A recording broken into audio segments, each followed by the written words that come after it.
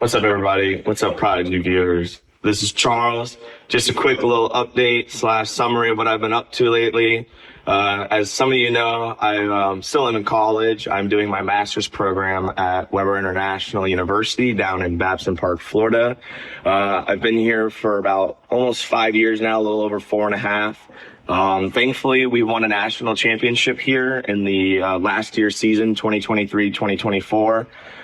Still bowling, still doing all that, just like the Prodigy days. It's a little amplified down here because of how serious this program is, but I'm enjoying it. I'm loving it. Staying down here in Florida, most likely when we're done with college. Just got a house down here with my girlfriend, but plan on taking bowling pretty much full time or seriously and working in the bowling industry, such as Kegel. We'll see what happens, obviously, once I'm out of college. Just trying to keep up with all the youngins that I see on Prodigy who are killing them every day. But that's what I'm up to, and this is a great episode, so stay tuned, and I'll see you guys later. The date was September 17th, 2016, when the first episode of what would become known as Prodigy Bowlers Tour was recorded. The first frame bowled on the show was by a 14-year-old phenom named Charles Bostic. Not exactly the start he'd hoped for, but on the very next ball, the world got a glimpse of the caliber of play we would often see on this funny little show.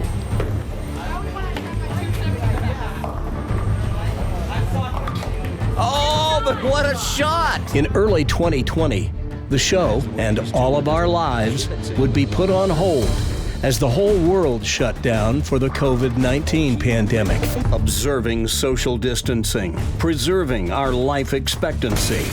This is Pandemic Bowlers Tour. Nearly 2 years later, I would move back to Kansas City, where my life's journey began. But before my departure from Atlanta, we gathered together about 20 of the Prodigy kids who'd been regulars on the show, plus a few newcomers, for a final Farewell Atlanta episode. It would be the 127th episode of Prodigy Bowlers Tour, and the final one featuring the Georgia Prodigy kids who had practically grown up right before our eyes. In the 3 years since my move to Kansas City, most of those Georgia Prodigy kids have aged out of youth bowling and are either now off at college or have graduated college and are now living their best lives as grown-ups. But with the holiday season upon us, I thought it would be the perfect time to invite Prodigy alums who were in town to visit Mom and Dad to gather together again for a reunion, Prodigy style. So, welcome to our first ever Prodigy Home for the Holidays special. Now in its 9th season, it's Prodigy Bowlers Tour, celebrating junior bowling and elevating junior bowlers. Today, episode 181, Prodigy Home for the Holidays, from the Bowling Factory in Douglasville, Georgia.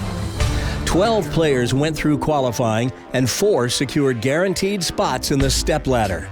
The other 8 players will bowl the wild card round, with the sole survivor being awarded the 5th spot in the stepladder. That player will face the number 4 qualifier, Nick Dissinger of Woodstock, Georgia. The winner of that opening match will advance to face the 3 seed, Charles Bostic of Lake Wales, Florida. That winner will move on to challenge the 2 seed, Bryant Griffith of Buford, Georgia.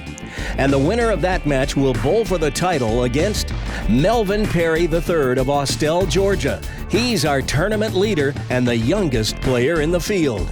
All 12 contestants have signed a special Prodigy Prize Pin, but only one can win it. It's all going down today on this special edition of Prodigy Bowlers Tour.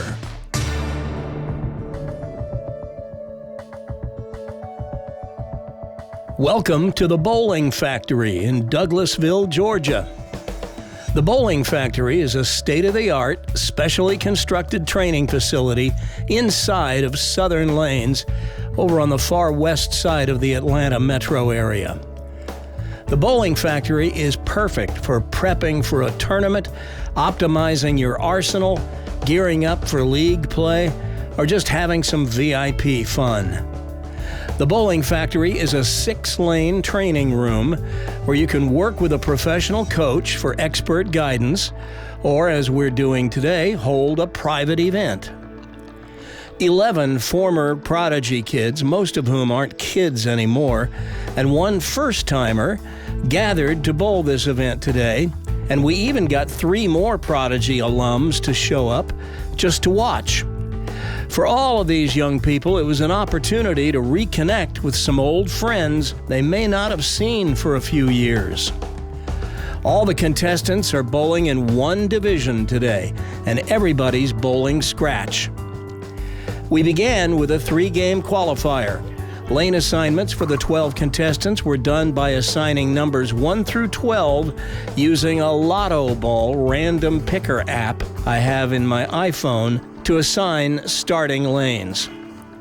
The players moved a pair to the right after each game, so everyone bowled 1 game on all 3 pairs of lanes in the Bowling Factory. The top 4 players to come out of qualifying each received a guaranteed spot in the stepladder finals, with the 5th spot in the stepladder being designated as the wild card spot. All the remaining players, those who qualified 5th through 12th, advanced to the wild card round, a single ball elimination format where the sole survivor earns the 5th spot in the stepladder. From there, each stepladder match is head-to-head, and the winner keeps advancing as long as he or she keeps winning. So before we get you out to the lanes for the wild card round, let's show you how we seeded the top 4 and how the qualifying round played out. Grabbing the pole position right from the jump was Bryant Griffith, who wasted no time, starting the tournament with the first 9 strikes. Here's his 10th ball.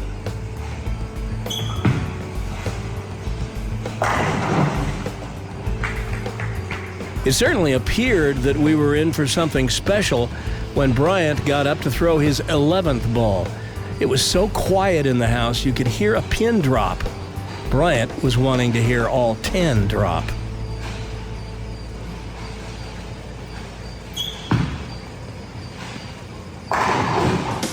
But only 9 did, as a stone 8 would stop Lefty's march to a possible 300. He would convert the spare, finish with a 289 in Game 1, and took the early lead.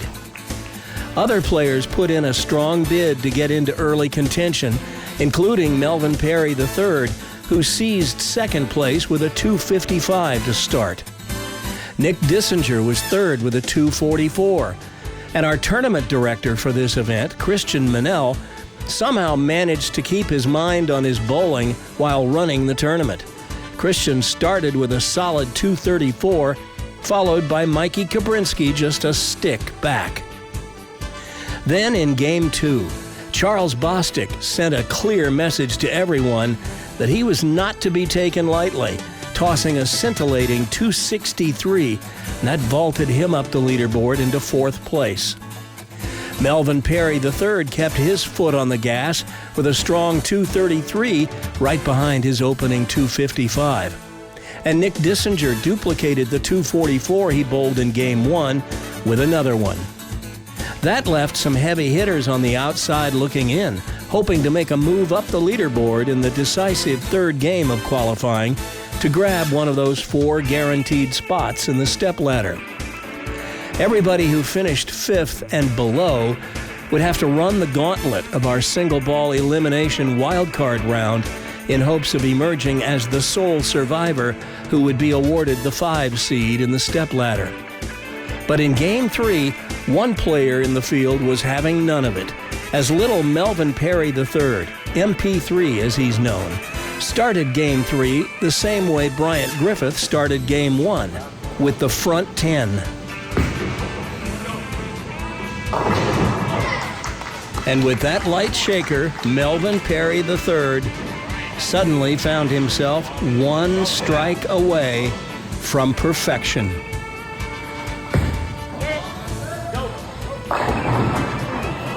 No, it was not to be. The 7 goes out, but the 10 remains, and he shoots 299. That 299 for Melvin gave him a 3-game total of 787 for his qualifying round. That was his highest lifetime 3-game total to date.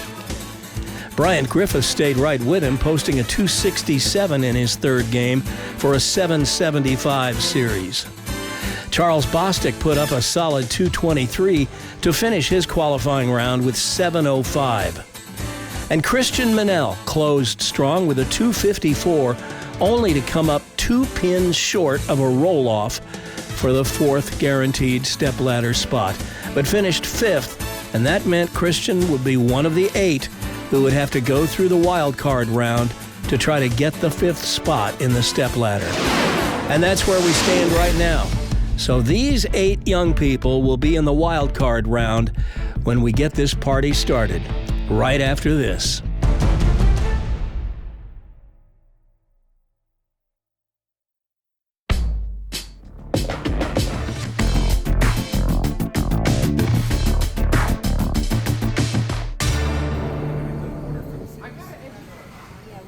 And now the wild card round begins, and we start to winnow the field down to just one who will get the 5th spot in the stepladder. First to go, our tournament director, Christian Manel. And I think they were egging him on, looking for a gutter ball. He's kind of known for that, but, you know, from what I understand, he's not throwing many of them these days. And he starts with a strike. Now remember, you don't have to have the high pinfall, you just have to avoid having the low pinfall. The player with the low pinfall each frame is eliminated. Hunter Moffitt shreds the rack to no one's surprise. They're bowling in the order they finished qualifying. Christian finished 5th, so he went first. Hunter was 6th, he went 2nd, and now Jacob Ballinger.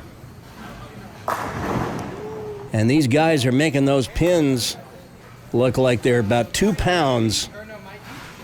I know they're lively, they're twister pins, but they're not that light. And I think a little confusion here with Josh Greenberg. He may have been bowling after Jacob in the lineup during qualifying, but we shuffled the order with everybody. And now they're bowling in the order they finished. So Mikey Kabrinsky, who finished 8th, next to go. Uh-oh. A 6 count. And you can see by his reaction, he knows that may be trouble. And he's complaining about the 3, 6, 9, 10, the spare he left. Now, fortunately, Mikey, you don't have to shoot it here. But he's saying that he must have left it 6 or 8 times during qualifying in those 3 games. So, Mikey, when you keep leaving the same spare over and over, move. I thought I taught you better than that. Just giving him a little razzing. Now, Serenity Freeman, she is the one player in our field today who has never bowled Prodigy before. She saw something about this and said, hey, I want in on that. So here she is. And I remembered seeing Serenity's name on the leaderboards at the GYBT when I was in the Atlanta area. GYBT being the Georgia Youth Bowlers Tour, a tournament series similar to the Kansas City Open. But we never got her on the show until today. Now, Alana Harding.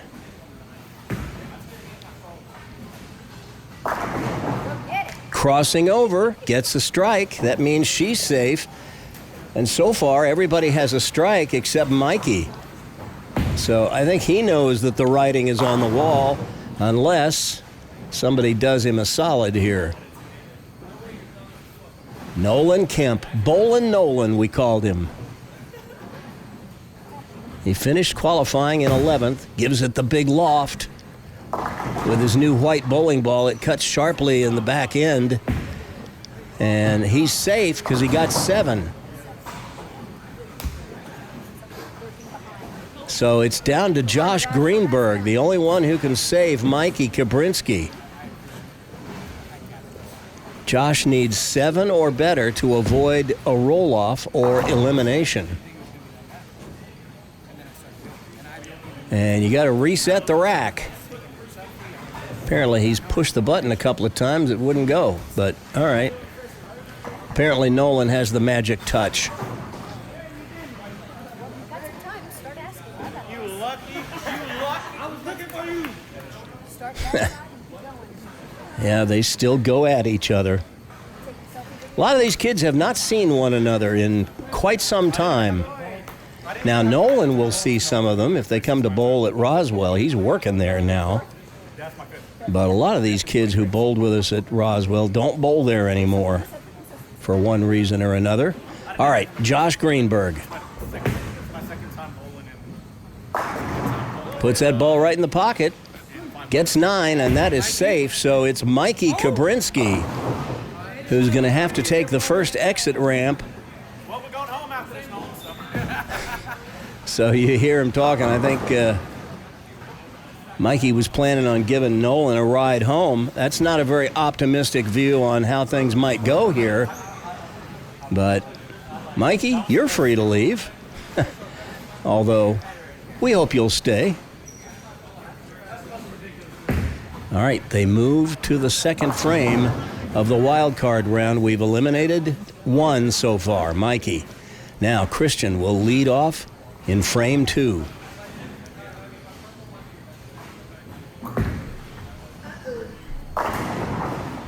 And he gets the messenger to take out the 10. So there's a strike on the board here in frame 2 for our leadoff player.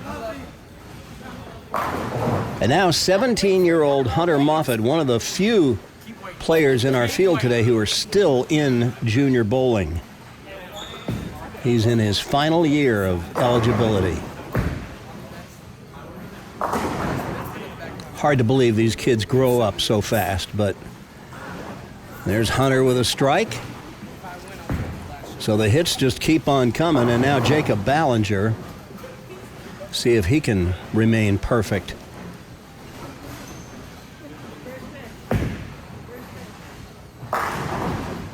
Well, that's the way to do it. So, our 3 leadoff players, so far nothing but strikes to show for their efforts. And now Serenity Freeman, who turns 20 later this month in January 2025.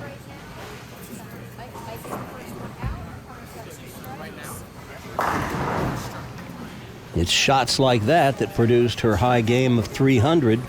Hard to believe her best series is 730. I'm surprised it's not higher. She's sure got the game. And now Alana Harding, another one of our junior bowlers. She's 16. Oh no. Slipped off her hand. Well, Alana, she's been on the show twice before, and each time she was eliminated in the wild card round. The first time she was on the show, she got to throw 1 shot. Well, she got it to 2 shots this time. But, well, you never know. We might have a roll-off, but not that I'm wishing against Nolan or Josh here. But, Nolan, all you got to do is keep it on the lane, buddy.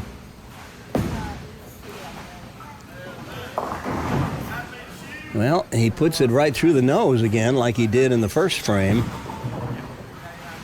But 7 will get him through. And now Josh Greenberg. Last time we saw Josh on Prodigy, the ball was still throwing him more than he was throwing the ball. But this young fellow, we knew him back then that he was a competitive tennis player. And now he's gotten better and better, and he and his high school team got to semis for state in tennis. Through the nose, gets 7 though. And all you needed was 1 that time. So we have to say goodbye to Alana Harding, but I was glad she came out to bowl this with us.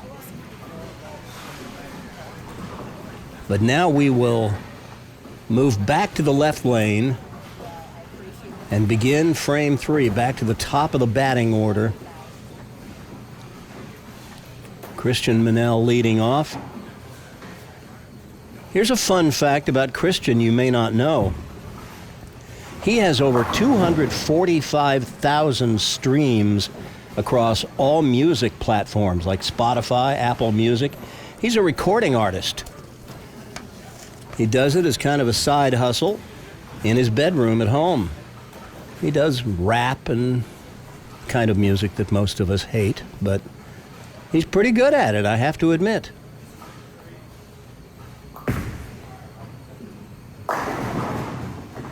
He's pretty good at bowling, too, by the way. Just saying.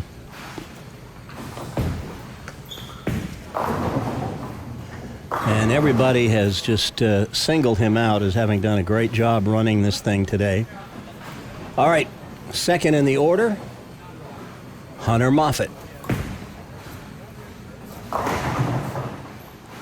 Little thin on that one. Gets 8, leaves the 2-8.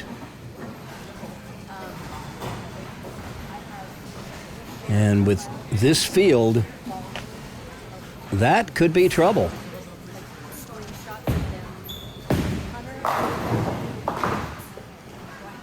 Jacob Ballinger has bowled numerous Prodigy events, and he has lamented the fact that he keeps finishing third. Now, the fact of the matter is, the last time he was on Prodigy, he did not finish third. He finished second to Hunter Moffitt in the Farewell Atlanta edition of Prodigy Bowlers Tour. All right, now, Serenity Freeman,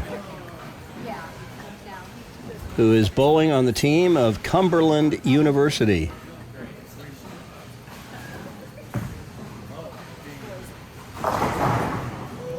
Well, that crosses over and could have left just about anything. She leaves the 5-10.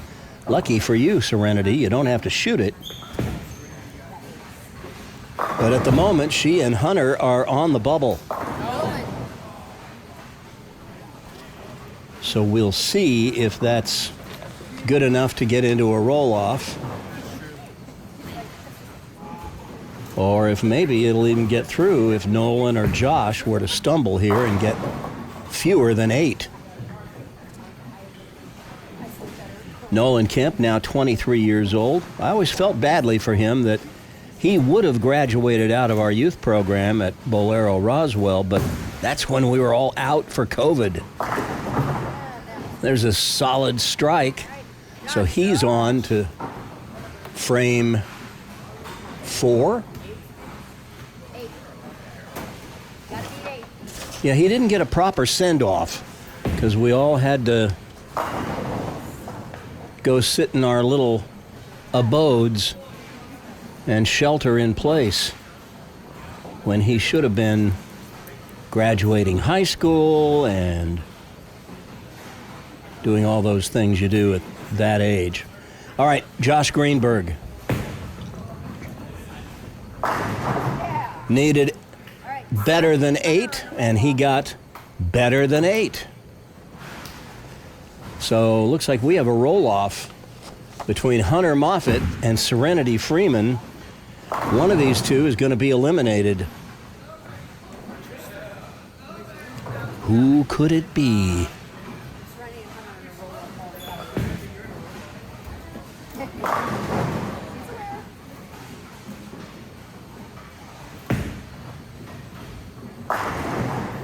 Hunter does everything in his power to prevent it from being him. That forces Serenity to strike to match him and to prolong the roll-off here. We will keep doing this until one of them is eliminated.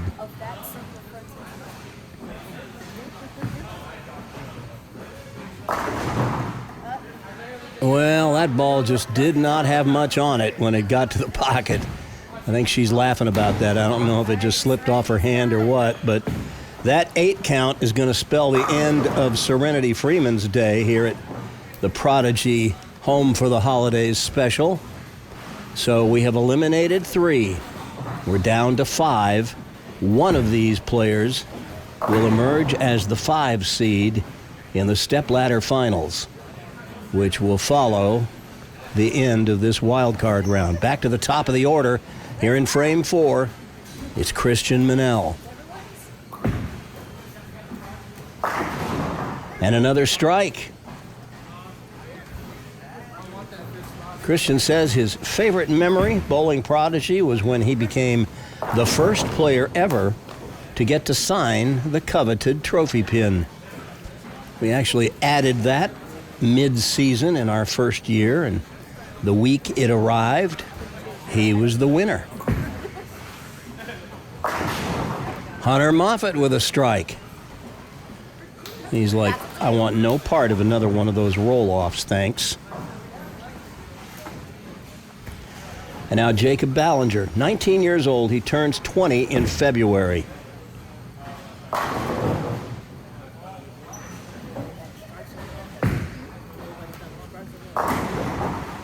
And looky here. Somehow the action did not include the 10 pin, so a 9 count for Jacob.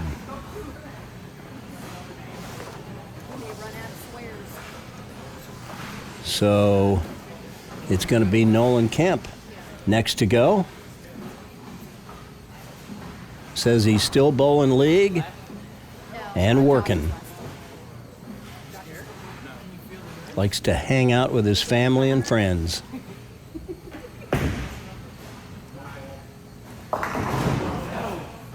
Well, we'd like him to hang out with us a little while longer, but he's signaling, I love you guys, but 7 may be the end of his day. We'll see.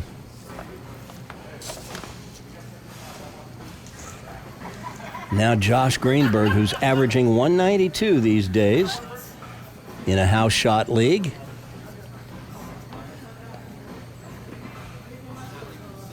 He will focus here and do his level best to get better than 7.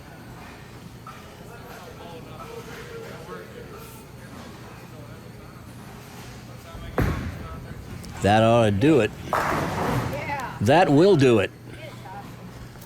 So Josh Greenberg is safely on to frame 5.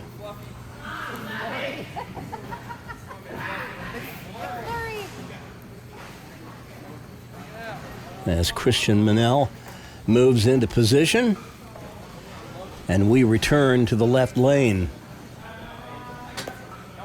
here at the Bowling Factory in Douglasville, Georgia, inside of Southern Lanes, a 32-lane establishment.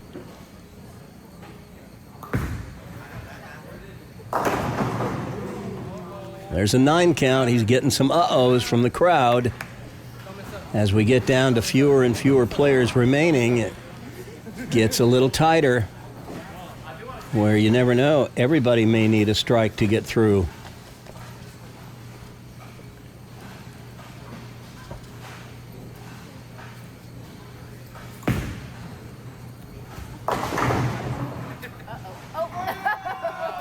Hunter gets a huge break there. An 8 count could have been the end of his day, but he gets 9 instead. And who knows if that'll be enough. Hunter, don't make me go a whole game with you in a roll-off. I will. I will. We'll go 300. All right, Jacob Ballinger, bowling for Cumberland University. And there's a strike. And that means he's safe through frame 5, and he will continue no matter what these other players do. And Josh, with the first time he's really faced any pressure this entire wild card round, needs at least 9 to get into a roll-off. 8 or less, and he's done. A strike, and he's on to the next frame.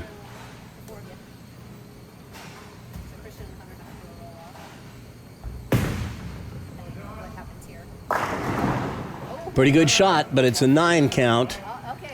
And so we've got another roll-off. Only Jacob Ballinger was safe with that strike.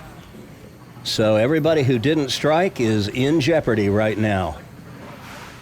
Christian, Hunter, and Josh all go to a roll-off.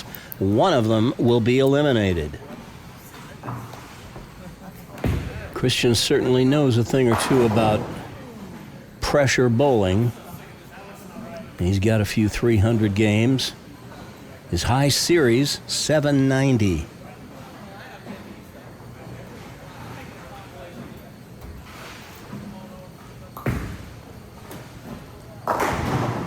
And he gets the light shaker to take them all out. So he can breathe a sigh of relief, at least for a moment. And now Hunter Moffett would love to equal Christian's feat here. But he's just a pinch high with that one. Leaves the 4, and he waves goodbye to the audience. He's kind of figuring here Josh is probably going to get the strike and put an end to Hunter's effort at chasing the prize. But let's see. Okay, so Josh is having a hard time with the button again. Where's Nolan? Bring him in. Okay. Josh finally got it to go.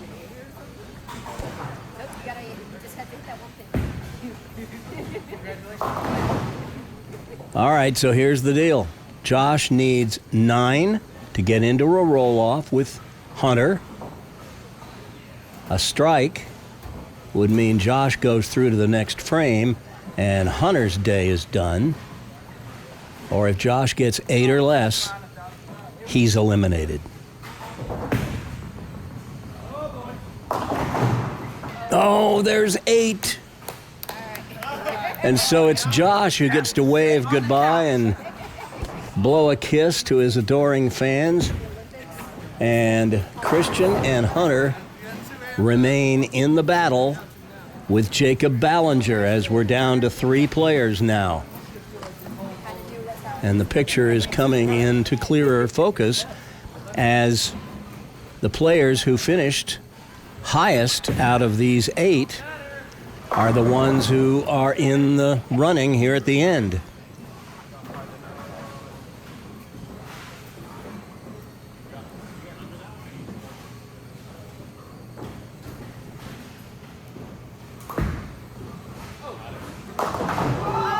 Oh, man. Christian. Well, he didn't get 0, but he might as well have. Oh, gosh. Bless his heart. A 5 count. Well, he can have a seat and keep his fingers crossed. But I'm not going to predict that Hunter or Jacob is going to throw a 4 count. Hunter wants all of them. He's not going to get all of them, but he gets 8. And that means he will bowl in the 7th frame for the 5 seed in the stepladder. Now it's just a question of who he'll be bowling. Jacob's going to move way left. Slow roll it. And he gets 9. Well, he wanted to stay away from the moat. Why not? I think that's smart strategy. But now we're down to just the final 2 players. And isn't it interesting that when we held the Farewell Atlanta episode of Prodigy 3 years ago, it came down to these 2, Hunter Moffett and Jacob Ballinger. Hunter won that day. He gets 9 here, so he's left the door open for Jacob Ballinger. Jacob needs a strike on this ball, and he will go into the stepladder finals today against Nick Dissinger, the 4 seed. If Jacob gets 9, he and Hunter go to a roll-off. And if Jacob gets 8 or less, he will finish 6th today.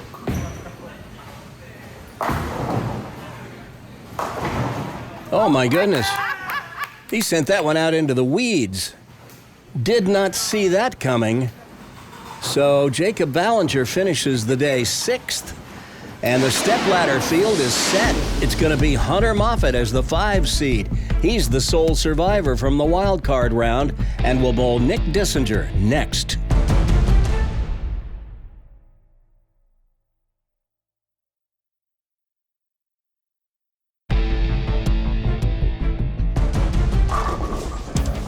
Here's a quick recap of what happened in the wild card round.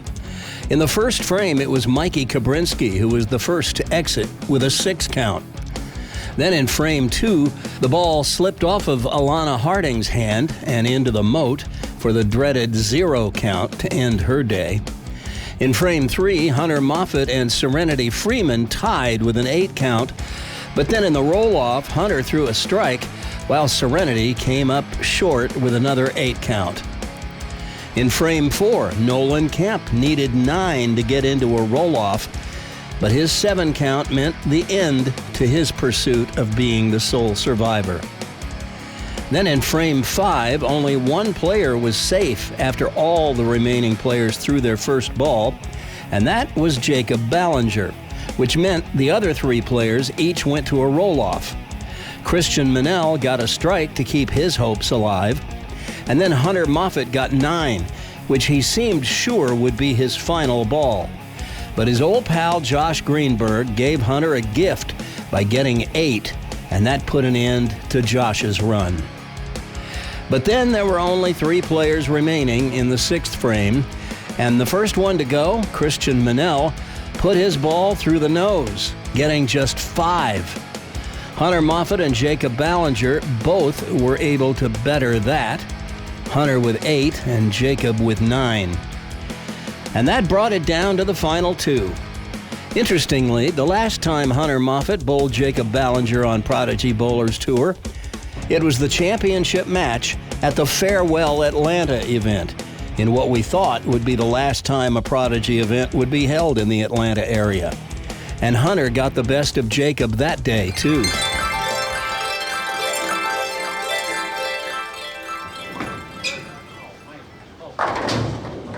Jacob is just putting on a clinic. And man, he catches a handful every time. But Hunter's not going to lay down. Tell you, the thing about Hunter is, you might think he's just a little kid that's grown up a little bit, but there aren't many kids I know who are more single-minded in their focus and who want it any more than this guy does. And if desire means anything, tell you what, Hunter's got it in spades.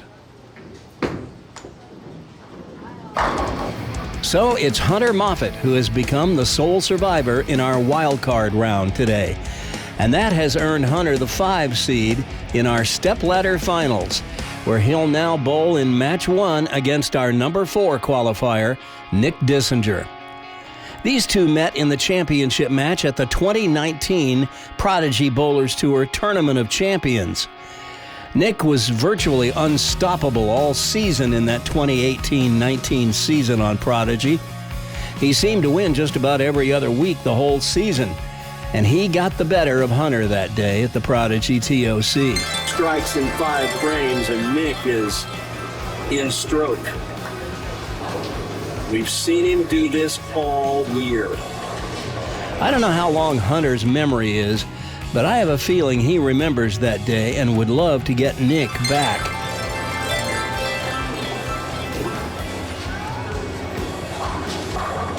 And throw some like that.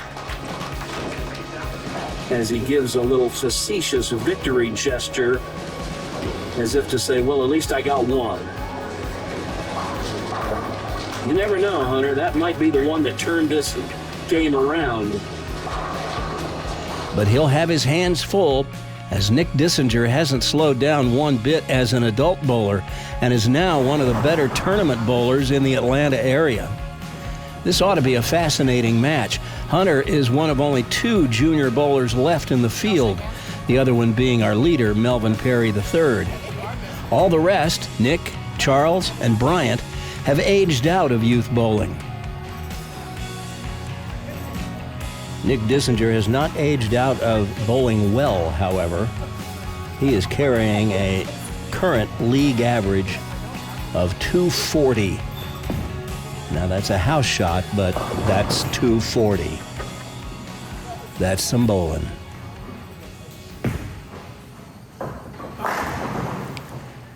Pretty familiar style to those who were watching Prodigy back in 2018, 19, 2020. This guy was dominant. Just an effortless two-handed style, always in balance, and he throws a whole lot of those.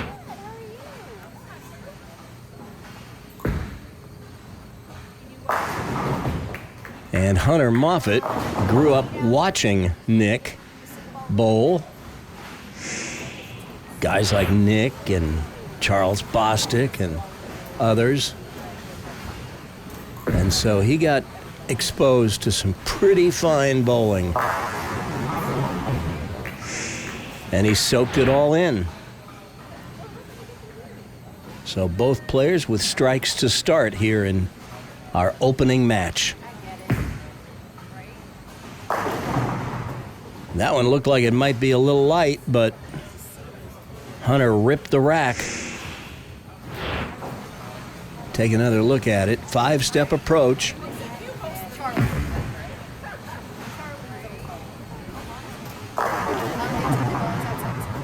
I thought that might be a 10-pin, but those twister pins just don't put up a lot of resistance. Timber! Nick gets the light shaker to take him out. So 2 frames, 4 strikes. Kind of what we grew to expect from these guys. Nick just never seems like he's breaking a sweat. And yet he just gets the pins to scatter. All right, 3rd frame. Well, he got that one a little wide, trusted it a little too much to the right. And so he's left himself the 2-8 double wood. Got to be careful with this one. If you let that ball hook past the center point of the front pin, it'll send it to the right of the back pin, and the ball will deflect off to the left, and you'll get 9 out. But when you hit it there, they're going to go down. So Nick stays clean but surrenders the lead to Hunter. Hunter has 4 300 games to his credit and an 810. And a strike in the 3rd. He's bowling these days in Canton, Georgia at Cherokee Lanes. You used to hear us talk about Cherokee Lanes occasionally on the show back in the days. Some of the kids who had come over from Cherokee to bowl with us at Roswell.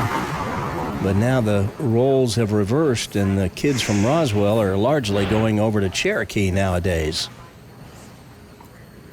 Although I think once they see this place, they may start coming here.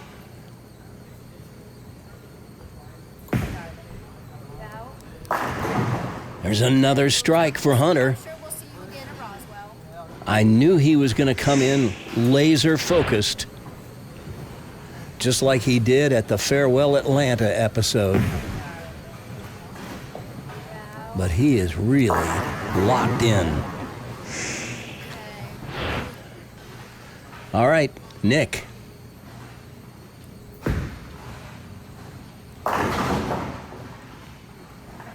Oh, it got it! He gets the whirly bird. We'll get to see this one again.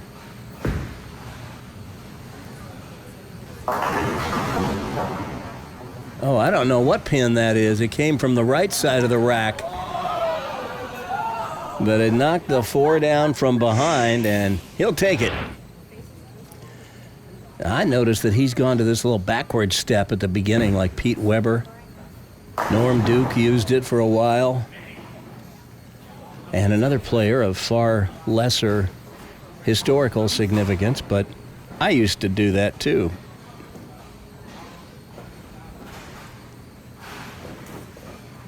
Still kind of a 5-step delivery. You take a backward step with your left foot and then kind of rock across your right foot.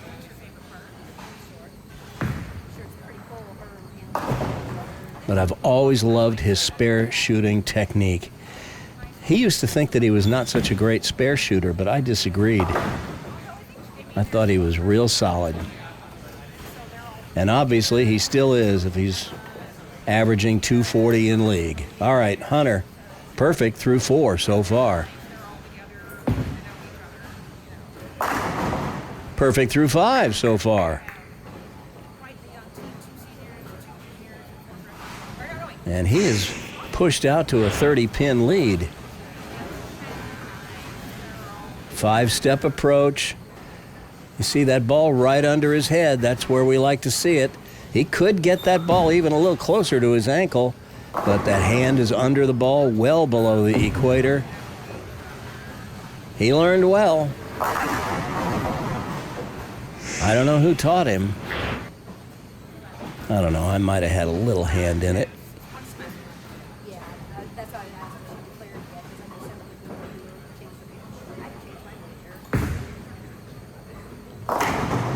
Oh, and he gets the light shaker to go.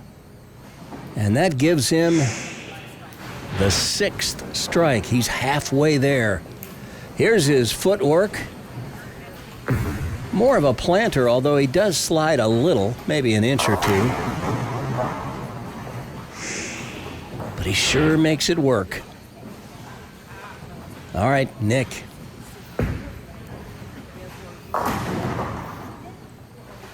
And it almost defies physics to think that Nick could even leave a 10-pin. And I think he's thinking the same thing right now. He seems bewildered that that didn't go. See the players using lanes 1 and 6 in this 6-lane center to warm up for their match. Nick goes straight at the 10-pin and makes short work of it. But he is 43 pins in arrears. And Hunter showing no signs of slowing down.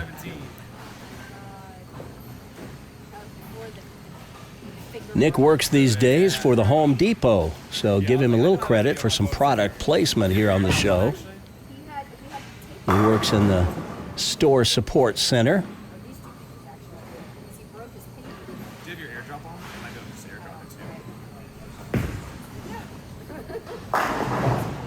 And blasts them apart. The pins, that is, not the stores. He wouldn't stay on payroll very long if he did that, I don't suppose.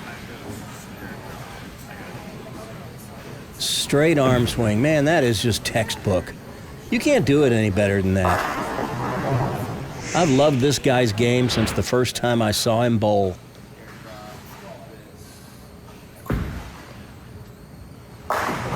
Boom! Another solid strike for Hunter. And he's opened with 7 in a row. Take another look.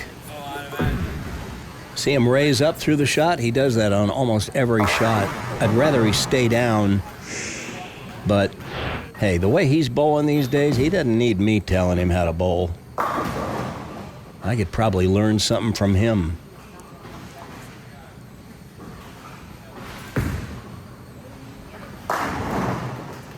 I could learn, say, how to start with 8 in a row. I haven't done that in a while. Man, he looks locked in, doesn't he? He's got that straight arm swing, too. Tell you what, everybody talks about power in this game, and it is important. But when you've got that golden arm swing, man, that'll cover up for a lot of mistakes. Look at that. Wow. When you've got an arm swing that pure that goes straight back and straight through and have the ball hit high flush like that, you're going to get a strike most of the time. Here's a side-by-side of these two. So many similarities between their games. And the results, pretty similar too.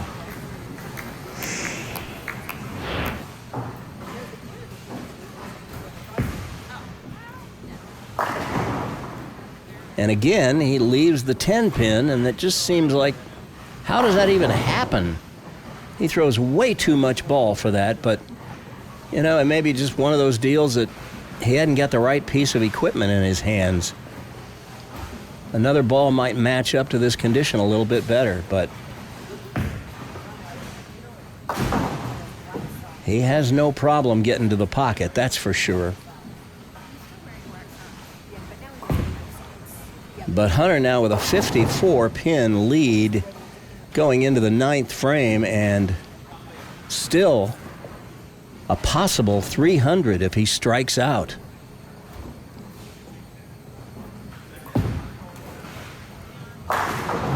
That's the front 9. Well, well, well. And with that strike, he puts the match away. He is on to match 2. Now it's just a matter of whether Hunter Moffitt can shoot 300 on Prodigy Bowlers Tour. He's thrown a lot of those, and now he needs just 3 more.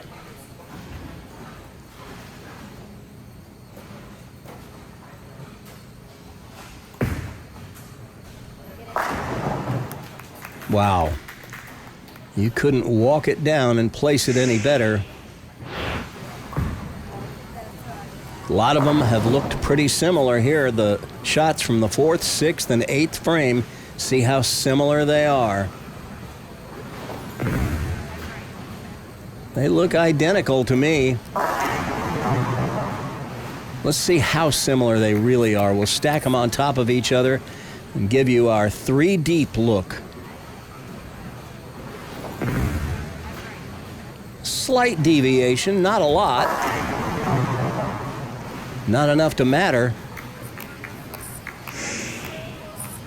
Hunter Moffitt with the front 10. Make that the front 11. And how about this?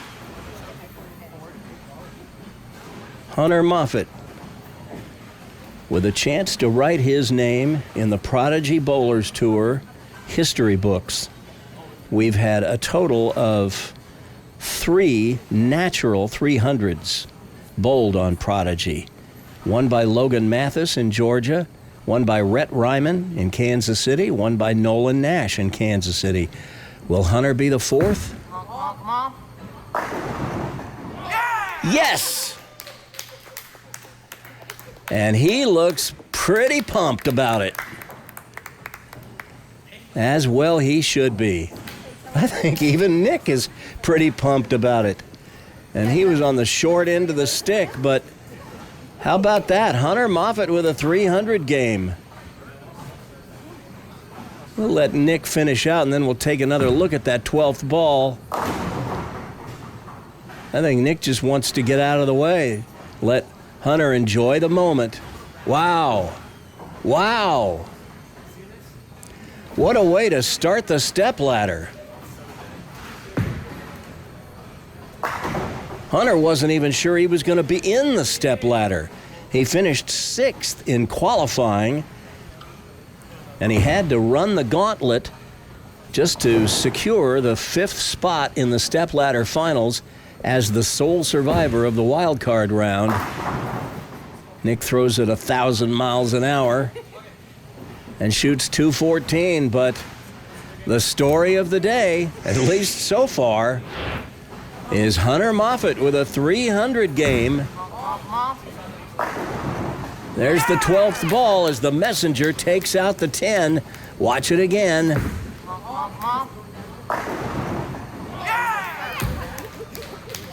And I think he liked it. So it's Hunter Moffett who starts things off with a 300-214 victory over Nick Dissinger. And now Hunter moves on to face Charles Bostic in match 2 when we return.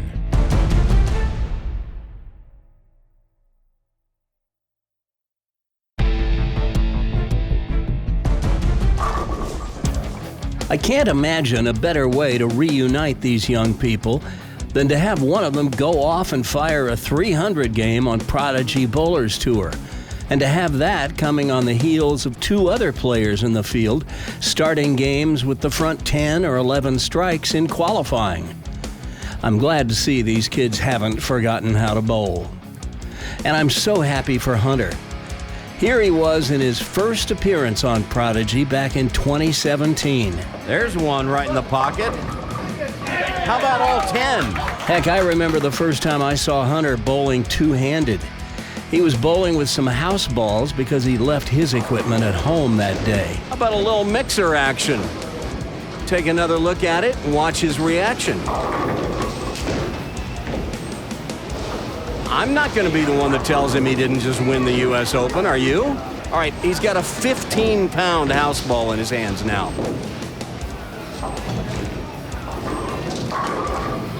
And he steamrolls him. But now he's advanced up the stepladder to face our number 3 qualifier, Charles Bostic. Hunter and Charlie have quite a history on Prodigy Bowlers Tour. Right after Charlie won the very first coveted trophy pin, he surprised everyone by giving it away to Hunter, who had demonstrated a grit and determination not commonly seen in 9-year-olds. He would mix it up with the big kids even though he had almost 0 chance of winning. Hey, Hunter. Hey. All season, Hunter's the bowling prodigy. No matter how he bowls, low or high, he has a good attitude. Not many bowlers in this world can do what he does. And I want to give this pin to Hunter. Several years later, in 2021, at the Farewell Atlanta episode of Prodigy, Hunter won that day and was awarded the coveted trophy pin that had been orphaned when the production of the show was suspended for the pandemic. The following summer, Hunter took that pin to Grand Rapids, Michigan to Junior Gold, met up with Charlie, and kept the tradition alive by giving the coveted trophy pin to Charlie, the same guy who had given him the first one. Along the way, they became the 2 winningest players in Prodigy Bowlers Tour history. Their rivalry, if it can be called that, produced one of the most memorable moments ever on Prodigy. It was October 21st, 2017, at the first ever handicap event staged on Prodigy Bowlers Tour, the Long and Winding Road. Hunter had just won the first match and was now bowling the player he most admired, Charles Bostic. In a heart-pounding finish, it came down to the last ball. So he must make this and fill 9 more on the extra ball. Gotta have this one.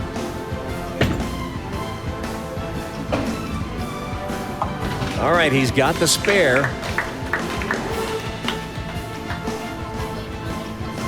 And now it's down to the very last ball. Hunter needs 9 to win.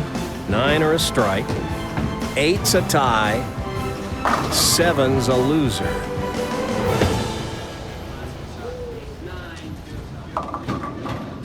And he did it! The upset of the century. Hunter would go on to win all the matches that day and his first title. As I live and breathe. Yes. This is better than everything. This is better than the first time I've ever been in a stepladder versus the 4 times I've ever been a winner on the littles. This is just the best thing ever. So I'd say you bowl pretty good today. Thanks. Congratulations. Thank you. Thank you very much, Coach Randy. Yes. But now here we are in our final event of 2024, which you're seeing as the first Prodigy Bowlcast of 2025. And Hunter and Charlie meet again in match 2. But this time, Charlie is a member of the Collegiate Men's Bowling National Champion Weber Warriors, and Hunter is coming off a 300 game. It's always seemed like these two were destined for greatness, and now they meet again. Hunter just seemed like a natural the first time I met him, and by the time Charlie and I met, he was pretty far along on his bowling journey. No sign of a letdown from Hunter. Sometimes after a big game you can have a letdown, but solid strike.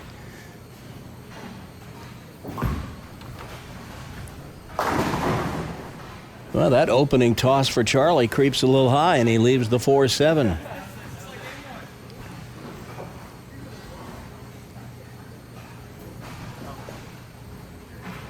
But he wastes no time to go at it. And covers the spare without a problem. You know, even though I know these guys, I went ahead and had them fill out the questionnaire that we use at the KCO or something similar to it. And one of the questions is, what have you been doing since we saw you last? Charlie wrote, bowling, bowling, bowling, and bowling. Oh! Leaves the 7-pin. Another one that seems to defy logic and physics. I tell you what, you go to Weber International University, where your home bowling center is the Kegel Training Center, you're going to bowl a lot. And you're going to learn to strike a lot and spare a lot. And Charlie came to them pretty well versed in those disciplines already. And he's just gotten better and better. All right, Hunter. Oh, he trips the 4-9 and keeps his string going. That's 14 in a row.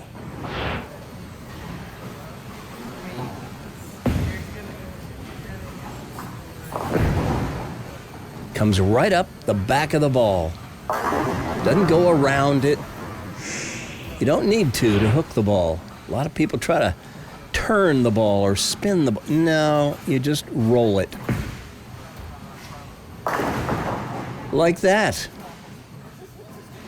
Now that ball is starting to creep high on him the last couple of shots. Probably time to move a board or two left. I know when you're striking you don't want to move, but you can see the lane starting to transition right in that area where he's throwing it. You'd rather move too early than too late. Crunch. And Charlie waves to his adoring fans. Take a look at this one. Man, this was a bomb going off. Bottom of the swing, ball not only below his head, but a little left of that. That is even better. And watch where it enters. Holy moly. Yeah, they're not going to stand when you hit them there. All right.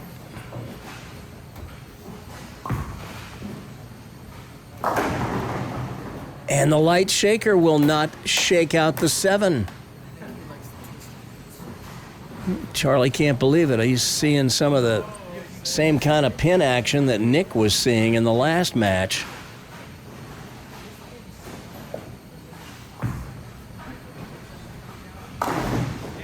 Uses moderate speed at the 7-pin, lets the ball hook into the 7-pin. A lot of people like to go straight at it, throw it hard and straight. Well, sometimes yes, sometimes no. This works well for Charlie, and he sticks with it. Find a system that works for you. Oh my.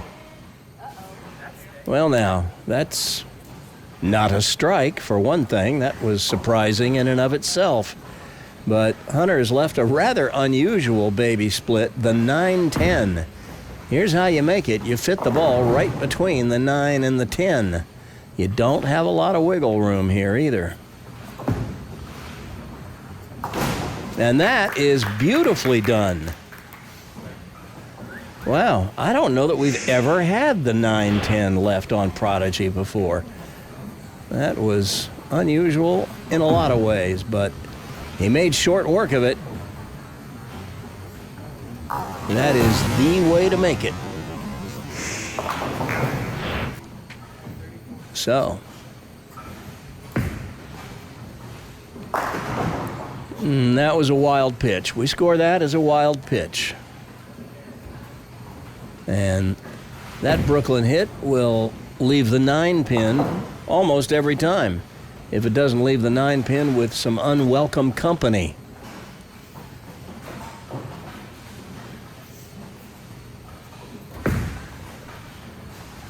Sometimes you throw a big string of strikes and then you miss one, and suddenly you got to just sort of shake the cobwebs out and get back into the rhythm of throwing strikes. Just as Charlie is getting into the rhythm of throwing strikes, or he's hoping to anyway. That's 2 in a row on the right lane anyway. Now he's got to figure out the left lane. But this was a good, solid hit here. He too comes straight up the back of the ball. He's also developed this little whip at the bottom. I love this. I'm sure Del Warren had a little something to do with teaching him that.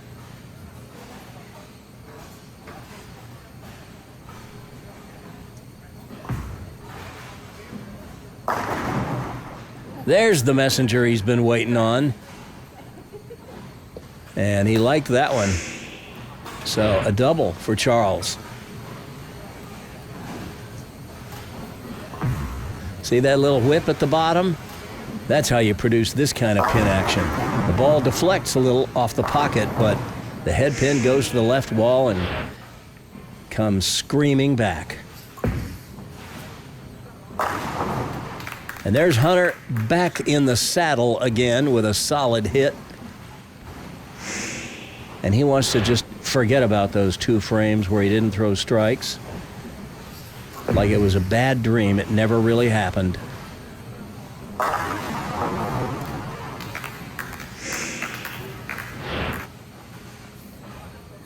Tell you what, he's as capable as anybody I know of compartmentalizing stuff like that.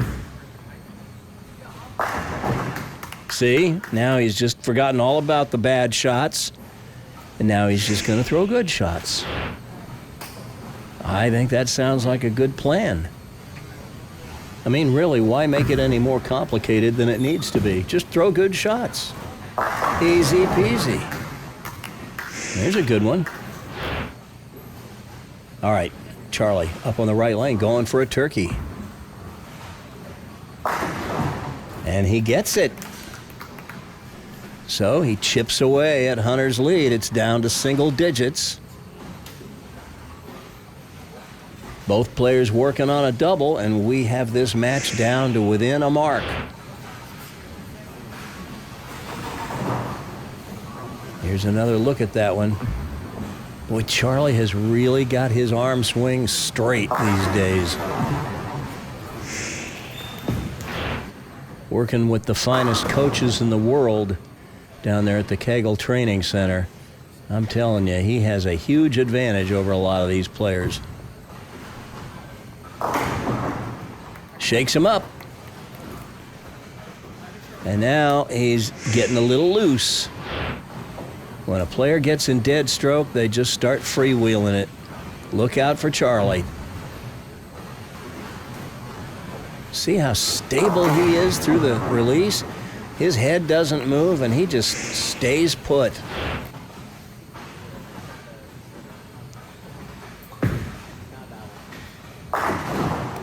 Tell you what, Hunter hasn't been through all that high-tech training at Kegel, but he sure got a lot of those same characteristics.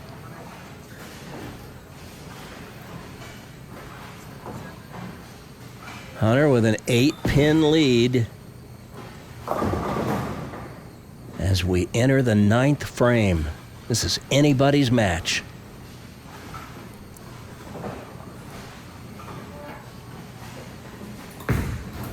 Pulled it. Oh, he went right through the nose, but how did that happen? Something rolls the 3-pin from behind. It's probably the 6. Let's see if we can tell. Yeah, I think it was the 6-pin. Well, I'd rather be lucky than good, but boy, if you're as good as these two and you get a little lucky occasionally, that can be a tough combination for an opponent to deal with. Charlie right in the hole again. And now both of these players just lighten it up.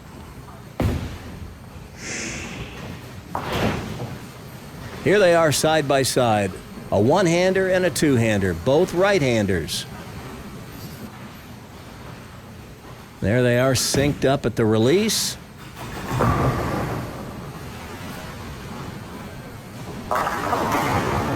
Hunter generating just fractionally more ball speed, but it doesn't matter. They don't write down ball speed in the score sheet. It's just how many pins can you knock over. All right, Charlie up in the 10th. Another strike. He takes the lead with that one.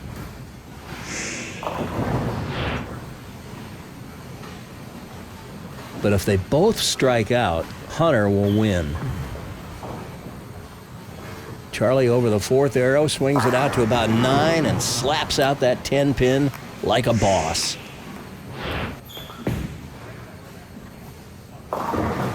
He can't shut out Hunter, but boy, he can put the squeeze on.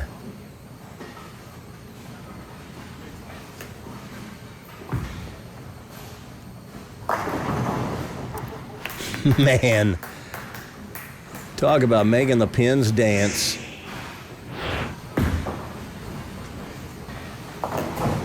Watch what gets the 7 and 10.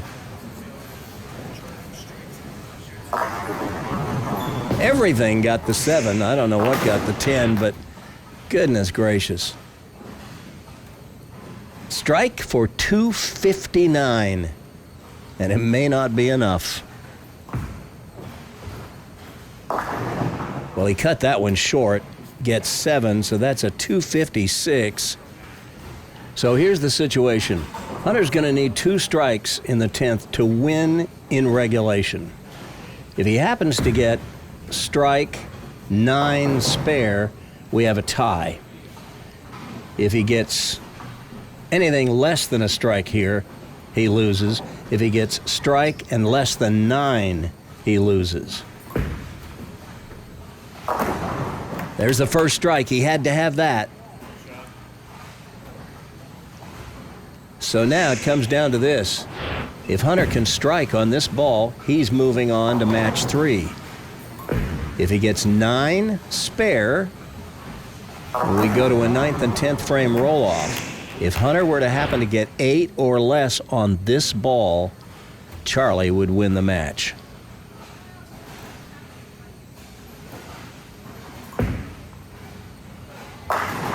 Oh, man, like a punch in the gut. Well, Charlie knows a thing or two about stone 8s. He left one in the 11th frame at the GYBT TOC in the championship match, and then he missed it, and that cost him going to a roll-off with Peyton Smith. Hunter needs to make this, and these two would go to a roll-off.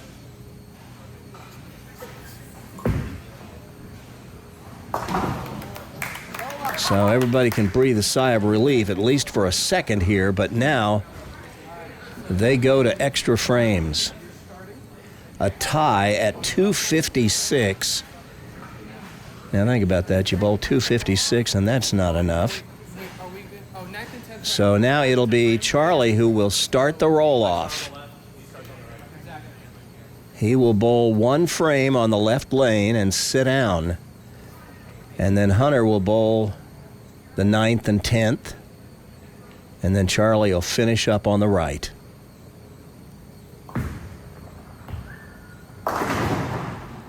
A pinch high. Leaves the 4. You can see him gesturing. He let his elbow fly out to the right. The old chicken wing. Got around it a little early. You want to keep that elbow in close to your body all the way through the swing. He makes short work of the 4-pin, though. So Hunter has the hammer in his hand right now. I'm not referring to the brand of bowling ball he's throwing. I don't know what he's throwing, but he can throw 4 strikes here and win the roll-off. But instead, he kind of threw it a little too hard that time and gets 6. I don't know if he made an adjustment on the lane, thinking that they were starting to hook a little bit more than he liked, but whatever the reason, that one didn't quite get up, and he's left with the bucket, the 2-4-5-8. This is not a spare that's one you'd want to take for granted. You got to make sure and bear down on this. All right, he covers the spare, so no harm with the short count. He and Charlie both weren't on a mark, so we're all even. Now, if we would happen to remain tied after the 2 bowled the 10th frame, we would just rinse and repeat. We would keep repeating the 9th and 10th frame roll-off until one of them wins.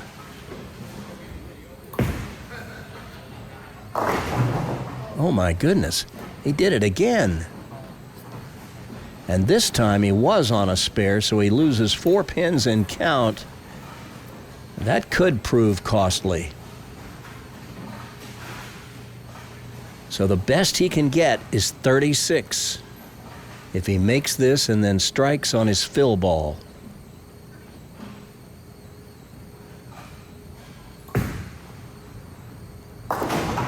Boy, having to make back-to-back buckets, I wouldn't wish that upon my worst enemy.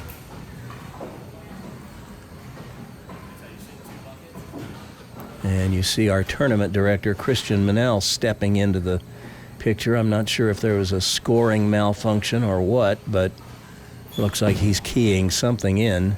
But it appears to be fixed now. And that's the shot Hunter was hoping for on the first ball in the 10th. But that is a 36. So Charlie needs to fill 17.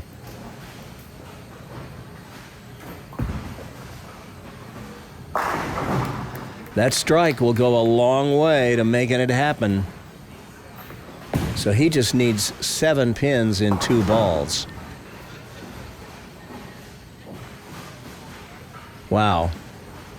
I'm not sure what was going on there with Hunter, if he was trying to make an adjustment for a lane condition that he thought was changing, but it seemed like he just threw it through the break on both of those balls that left the bucket.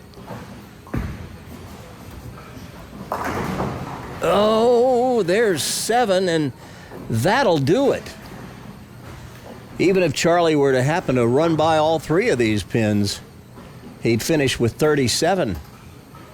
So it's going to be Charles Bostic who moves on to match 3. He spares it up, so that's a 40-36 final score. A heartbreaking end of the day for Hunter, but a triumphant Charles Bostic moves into match 3, where he'll now face our 2-seed Bryant Griffith when we return.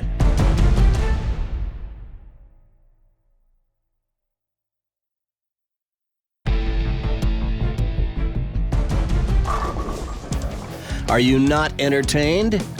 Hunter Moffett shoots a 300 and then backs it up with a 256, only to lose in a roll-off to Charles Bostic. You've heard me talk about it before. There's nothing I like more than a close match. And going to extra frames, well, it can't get any closer. The only thing I might like more than a close match is to see someone threaten a 300. And we've already seen the front 10 rolled 3 times today, 2 of those going to the front 11 and 1 getting all 12 strikes. It doesn't get any better than this. It took a Herculean effort by Charlie to squeeze Hunter Moffett out today, and I'm sure Hunter is proud of his performance. But it's Charles Bostic who's moving on to match 3 to face the lefty from Lilburn, Bryant Griffith. When Prodigy would originate from Brunswick's own Roswell, Bryant Griffith bowled league at one of its sister centers, Brunswick's own Lilburn, home of the biggest and best youth program in the Atlanta area at that time.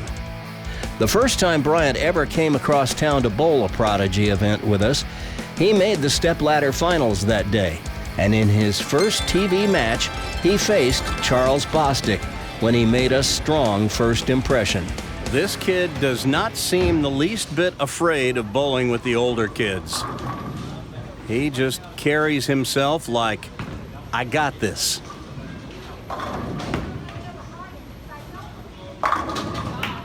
And I'd say he does if he can throw it like that. In fact, in the early frames, Bryant was well on his way to spanking Charlie, having built a 42-pin lead. And Bryant with a chance to extend it to 52. And he does! But Bryant ran into some turbulence in his late frames, and Charlie closed with a flurry of strikes to stage a furious comeback. If Charlie gets 9 spare strike, we have a tie. If Charlie gets less than 9 on this ball, Bryant is the winner. If Charlie can get a strike on this ball, he wins.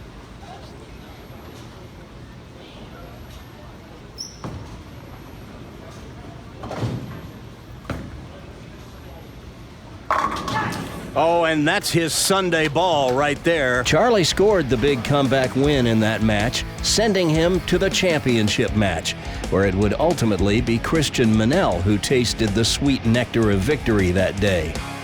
But Charlie won't have to worry about Christian standing in his way if he can get past Bryant Griffith here.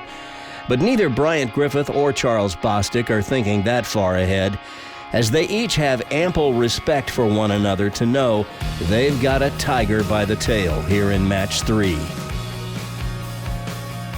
Charlie, the second winningest player on Prodigy Bowlers Tour with 16 wins. There is a strike to start match 3. And now Bryant Griffith, who has one title on Prodigy Bowlers Tour, to his credit, although it was a team title, as we re-watch that strike in the opening frame by Charlie.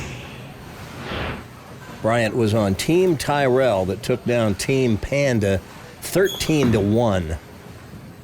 That was back in 2017, and Bryant Griffith has just gotten better and better over the years. He's very familiar with bowling under pressure. He's been on national television a couple of times with Jacob Ballinger in a team event bowling for the USA Bowling National Championship. And here he is getting off to a quick start, tipping out that 7-pin. Bowling now for Milligan University in Tennessee.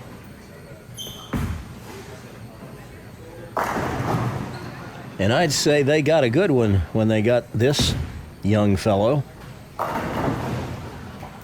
He wants to bowl PBA one day, and I don't doubt that he will. 5-step approach. Look at that ball, way inside of being right under his head. And look how close it is to his ankle. Man, you can't do it much better than that. Maximum leverage. He's always in balance. Very rarely do I ever see Bryant fall off balance at the line. All right, Charlie. Oh, my goodness. Nearly had a pocket 7-10. The 10 went out late.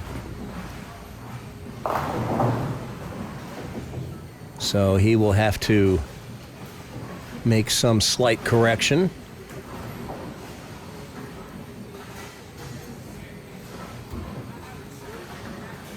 Going cross lane at it. And hooks it in to cover the 7. Well, Charlie has decided he likes it down in Florida and intends to stay down there.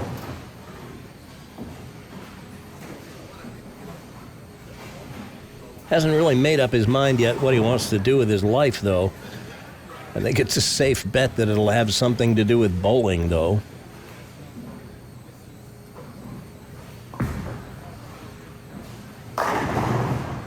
And doing that to the pins, because that's what he does. Watch this one again, the classic ripper. It'll come in and hit that half pocket. Not quite what you'd call high flush, but from that half pocket, he just rips the 5 over into the 7. That is the quintessential power shot.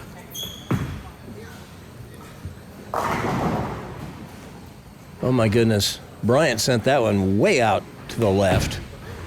Was able to bring it back, but sometimes when it covers a few too many boards, it uses up too much of its energy before it hits the pins. And I think that's what happened there. The energy was spent, and he left a 7 pin.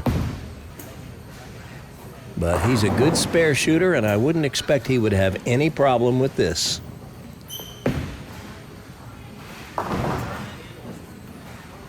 Easy peasy.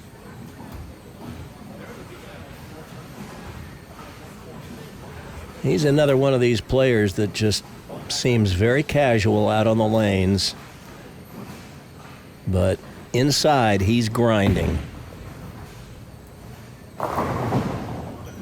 Bryant was a product of the youth program at Bolero Lilburn, one of our sister houses when I was the youth director at Bolero Roswell. Sharon Shortell ran the program out at Lilburn. Honestly, I'm not sure if she's still there, but she ran a heck of a program. Bryant comes up a little thin on that hit. Doesn't get up. Leaves the 3-6-9. For a left-hander, this is a little easier without the 5 pin, which would make it the left-hander's bucket. Without the 5 pin, you don't have to worry about chopping the 3 off the 5.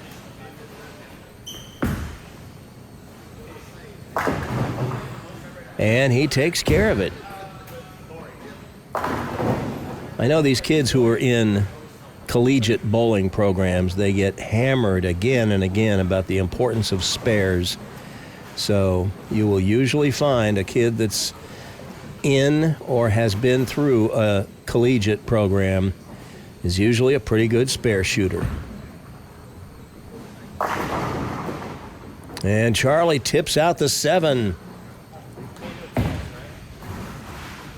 So he's able to put a double up on the board. Watch it again. He's playing well left of center.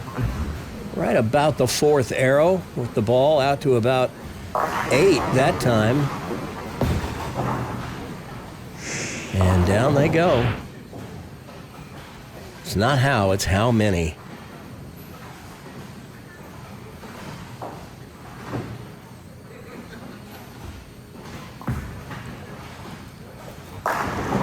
Yep, and that is right there.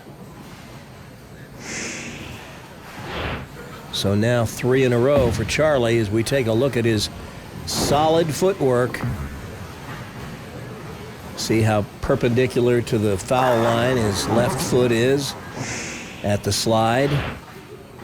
That's how it's done.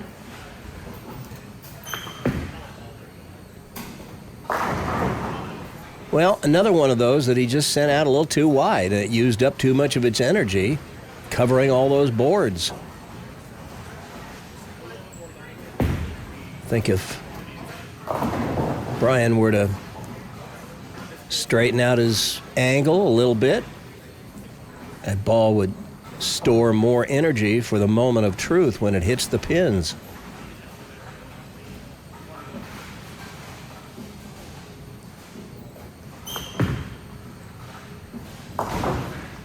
But another one of these deadly accurate collegiate spare shooters.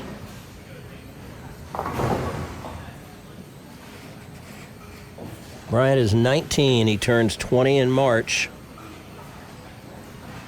Calls his home bowling center Holiday Lanes in Johnson City, Tennessee. He's made a ball change. We haven't seen him throw this one yet.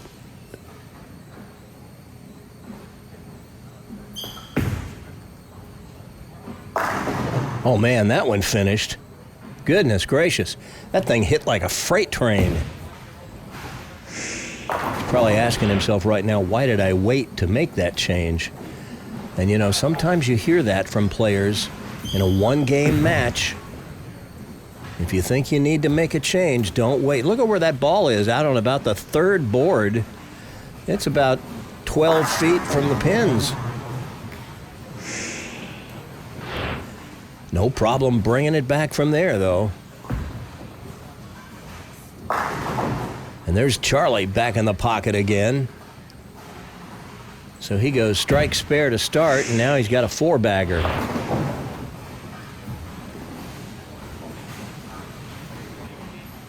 Look at Charlie at the top of his swing, the left and right arms in perfect symmetry. And then at the bottom of the swing, see the little bent elbow, and then he snaps it through at the bottom. That is a thing of beauty.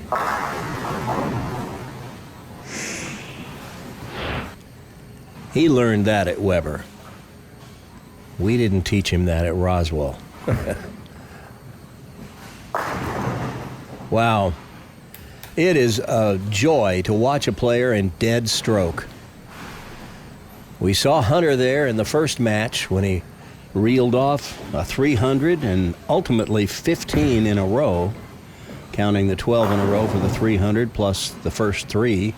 And now Charlie with a five-bagger, 6 strikes and 7 frames. Pretty juicy. All right, Bryant needs to get busy.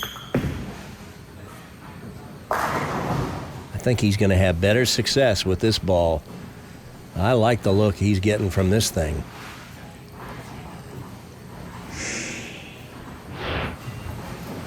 Here they are, side by side, a righty and a lefty. So different in so many ways and yet so similar. There they are, synced up at release. Bryant will cover more boards, but they both get the same result. 10 back.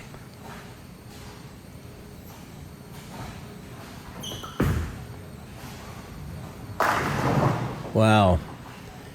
Wow, wow, wow. Tell you what, if he had started using that ball a few frames earlier, we might be looking at a very different match right now. Look at that thing, way out on about 4 that time. There's no stopping it when it makes its turn.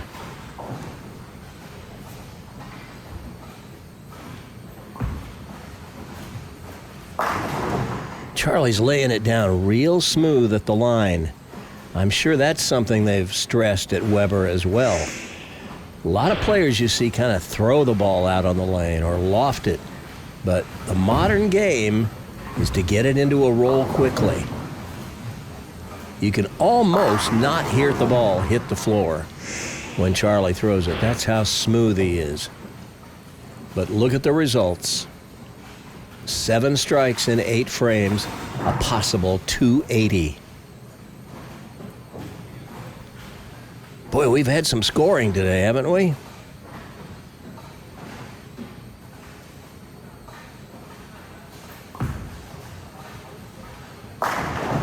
There's another one.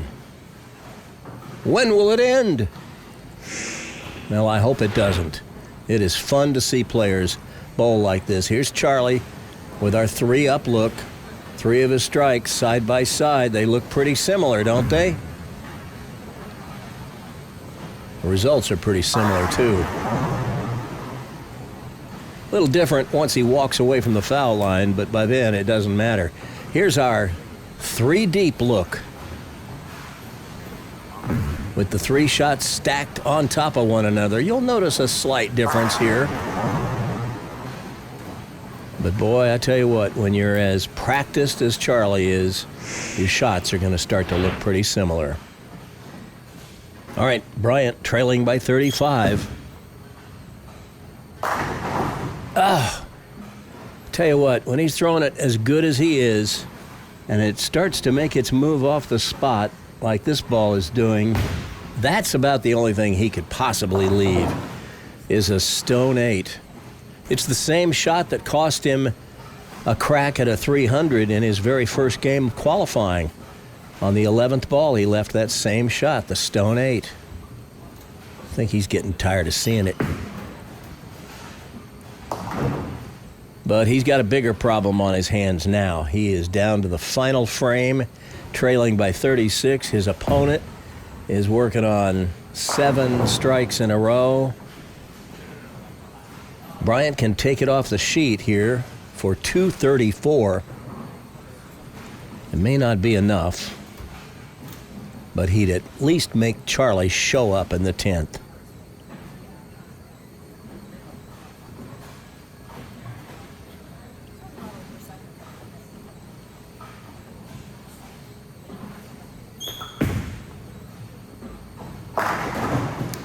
Boom. Well, some days it's your day, some days it's not. He sure didn't bowl badly.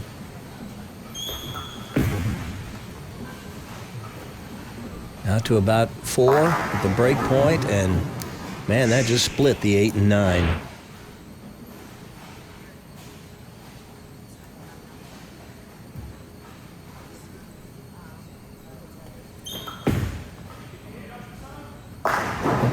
That gets him into the 230s with good count.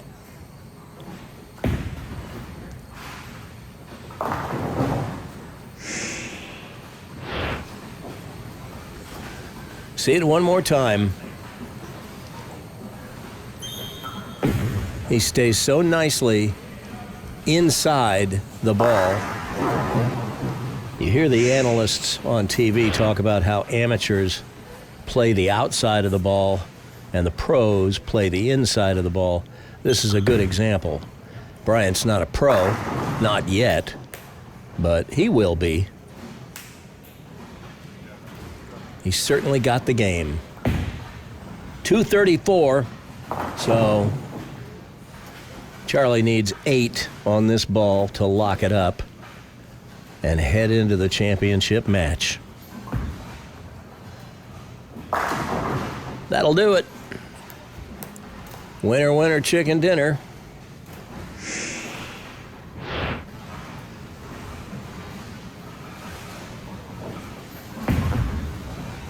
See how he just lays it down at the foul line. You could actually hear that one hit the floor. He wasn't as smooth there as he's been on a lot of them, but good result. Ho-hum. Another ball, another strike. And one more here in the 12th for a 280.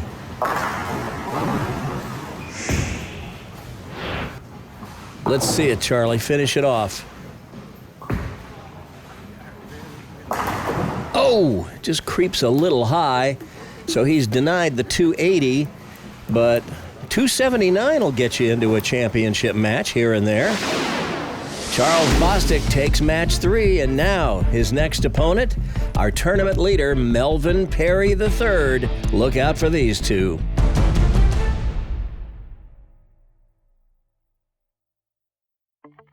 Hey, Prodigy Land, it's me, Coach Randy.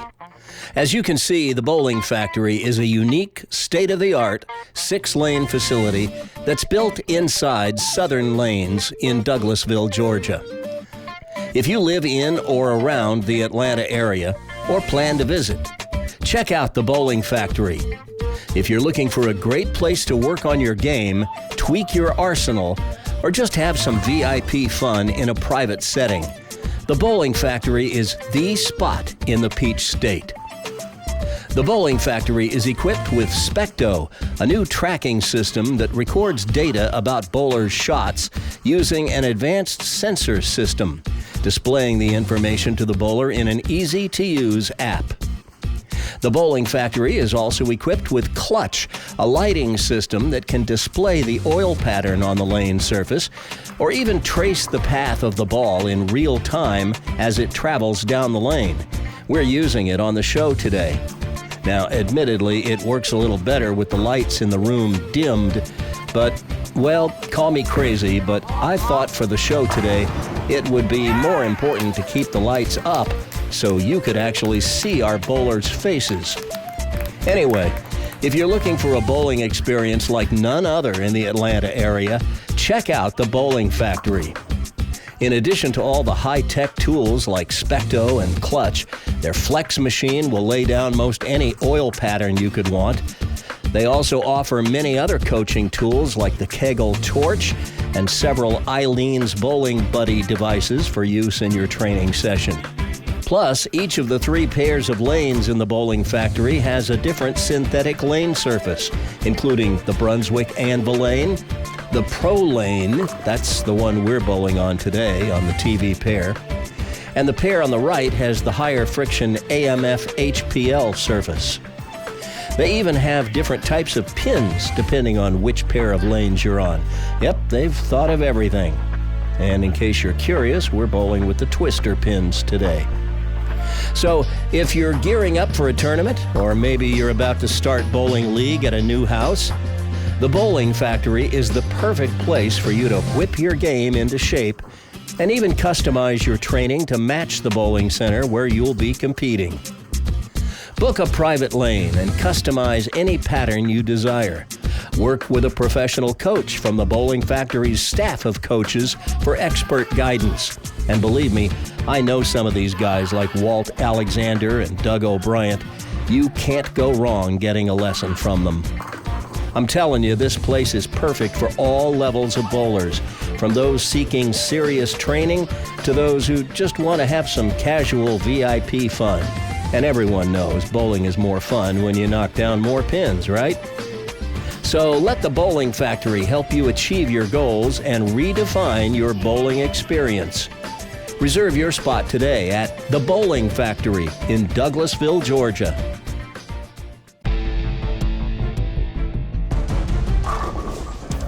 And then there were 2. You know, we've had a little bit of everything today. Well, everything but low scoring. Charlie just added our 4th 10-strike game of the day, counting the ones we had in qualifying, the 289 by Bryant Griffith and the 299 by our tournament leader. Hunter opened the stepladder with a 300 against Nick Dissinger, and then Charlie just tossed another 10-strike game to get his 279 a moment ago. Then, of course, there was the tie and subsequent 9th and 10th frame roll-off between Hunter and Charlie, and, well, like I said, we've had just about everything today. But now, coming off match 3, where Bryant Griffith didn't lose, he just got beat, we're down to our final 2 players. Interestingly, our tournament leader, Melvin Perry III, is the youngest player in our field today, and at 14, he's the same age that Charlie was when Charlie first appeared on Prodigy back in 2016. Melvin has only appeared on Prodigy once, but he left a lasting impression when he appeared on our Farewell Atlanta episode in October of 2021. His only match on Prodigy that day didn't go quite as he wanted. He bowled great in qualifying to secure a guaranteed spot in the stepladder, and then in his stepladder match, MP3 showed some real maple moxie, a term you never hear anymore since we don't bowl on wood lanes today. But trust me, it means he showed a lot of bowling savvy. especially for a kid who, at the time, was just 11. So it all comes down to this. Melvin Perry, with a strike on the first ball in the 10th and good count, will win and advance to match 2. If he would happen to spare here in the 10th, he'd need a strike on his fill ball to tie. Oh man, that is not the spare you'd want to have to make. The 3, 5, 6, 9, the left-hander's bucket. Here's how you make it. Put the ball right on the 3, 5 pocket. The 3 will get the 6, the ball will get the 9. He must make it. Man, that's clutch. That is some clutch bowling right there. Watch this one.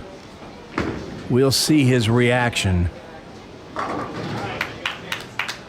Emotion's safe. The runner is safe. Well, comes down to one ball. Strike to tie. Anything less, Jesse wins. No! He threw it good. But it comes up one pin short. And Jesse steals victory from the jaws of defeat. He was down by 53 pins in this match. And here is the final ball. Oh, the wall shot just wouldn't get the 10. Melvin bowled 787 today in his 3 games of qualifying to land in the number 1 position. So he should be brimming with confidence. If he can bring to the championship match what he brought to qualifying, he'll give Charlie all he can handle. Either way, I know Melvin is thrilled to have this opportunity, and while I know this is not the biggest title Charlie has ever competed for, I know he'd love to win it. And I'm certainly looking forward to another thrilling climax to a most memorable Prodigy Bowlers Tour event. I knew this reunion show was a good idea, but it's already exceeded my wildest expectations without even yet knowing how it ends. So strap in. There's a special coveted prize pin that all the contestants have already signed, and our acting tournament director, Christian Minnell, will present it to the winner of this match between 22-year-old Charles Bostic and this young fellow, 14-year-old Melvin Perry III. Look out. And Charlie bows. He's not worthy. Well, I think both of these players are plenty worthy. Melvin with a good one to start. Look at this. Just pounds the pocket. Well, that's got to buoy his confidence. A light hit. Snaps out the 10. Both players off and running with a strike to start.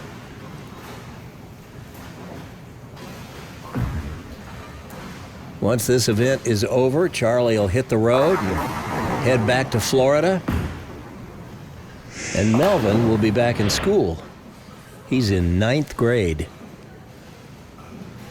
All right, Charlie up in the 2nd. Gets a light shaker to go. Man, those twister pins will move, won't they? But I think that's why they have them here. So if you're going to bowl in a tournament somewhere and you want to practice on the kind of pins or the kind of lane surface, the kind of oil pattern that you're going to face wherever it is your competition is being held, you can replicate pretty much anything here at the bowling factory. Well, there's a hit familiar to young Mr. Perry when he threw the decisive final shot on our Farewell Atlanta show. He had the same hit, that light shaker that just didn't quite get the 10.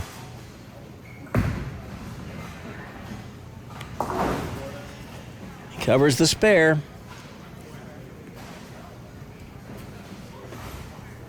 But I tell you what, the way Charlie's bowling, you don't want to give him even an inch. He may not get another chance. Well, Melvin bowls in lots of tournaments.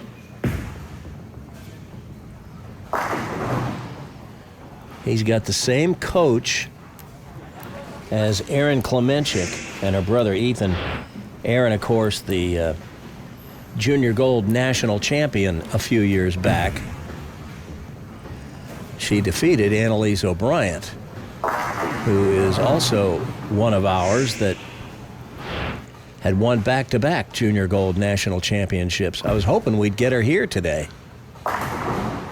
In fact, I was hoping we'd get her and Erin, but neither one of them could make it. They had team trials for Team USA, and they had some conflicts on dates, so it's all good. We'll be rooting for them. Charlie, right back in the pocket. Again. He's like a machine, man.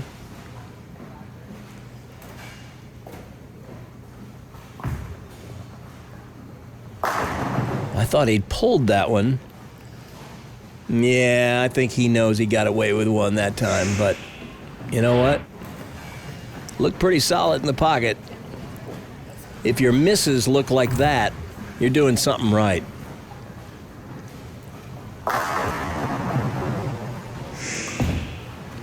It's faint on the bowling surface, but you can kind of make out the tracer that tracks the path of the bowling ball. That's that clutch bowling system they have, the lighting system in the ceiling that can project the oil pattern, or it can project the track of the ball. You really have to turn the lights down to see it well, and I wanted you guys to be able to see the kids' faces. I think you might be able to see it just a little bit better on the left lane for some reason. Yeah. Well, these two are not having trouble finding the pocket. That's for sure.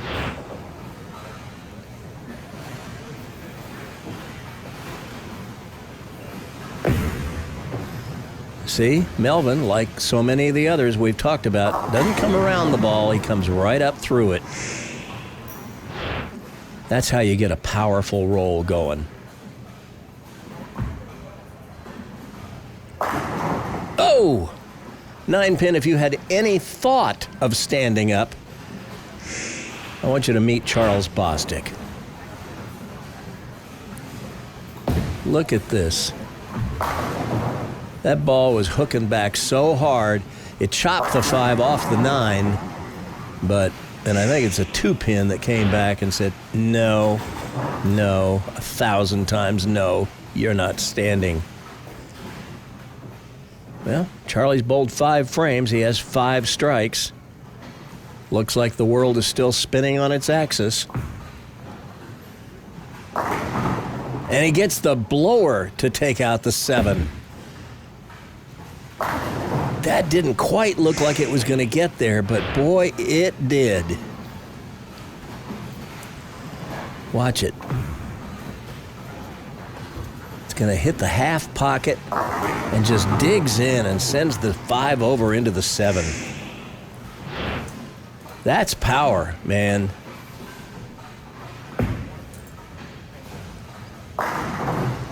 Yeah, Melvin pulled that one about a board to the right, and it just didn't have the entry angle at the end and sent the 4 around the 7. Like a ringing 10 for a right-hander, it's a ringing 7 for a lefty, and, well, Melvin really doesn't care for it at all. Covers the spare, though. By the way, be sure to stick around at the very end of the show near the closing credits. I asked all these kids to record little 30-second selfie videos to let you know what they've been up to for the past few years, and most of them did it. We'll play them for you at the end of the show. MP3 with another beautiful shot. He's been rewarded for most of his shots, just a couple of them that slipped away. But look at this. You can't throw it any better than this. And he's 14. I think back to when Charlie was 14, when he first started appearing on Prodigy Bowlers Tour. That's where Melvin is now. Well, Charlie's got the front 7 now. Is he going to try to go out with a 300 in the last game? Why not? We might as well have 2 on one show. Oh man, I'd love to see that. Although Melvin's probably thinking to himself, not so fast, big boy. I could still win this match. And you know what? He's right. Here, I want you to see the best part about Charles Bostic's game. Watch how he holds the pose when he hits the line. He will stay right there, knee bent, spine angle forward, eyes on the pins. He won't move anything until the ball hits the pins. That is discipline, and it's a great habit to get into. All right, Melvin, you're running out of frames, buddy. Let's go. I tell you what, as long as it's still in the wood, MP3 is going to keep hope alive. As well he should. Just keep firing. You don't know what your opponent is going to do. You don't know, he might be abducted by extraterrestrials in the next few minutes. Hey, I've seen some crazy things happen.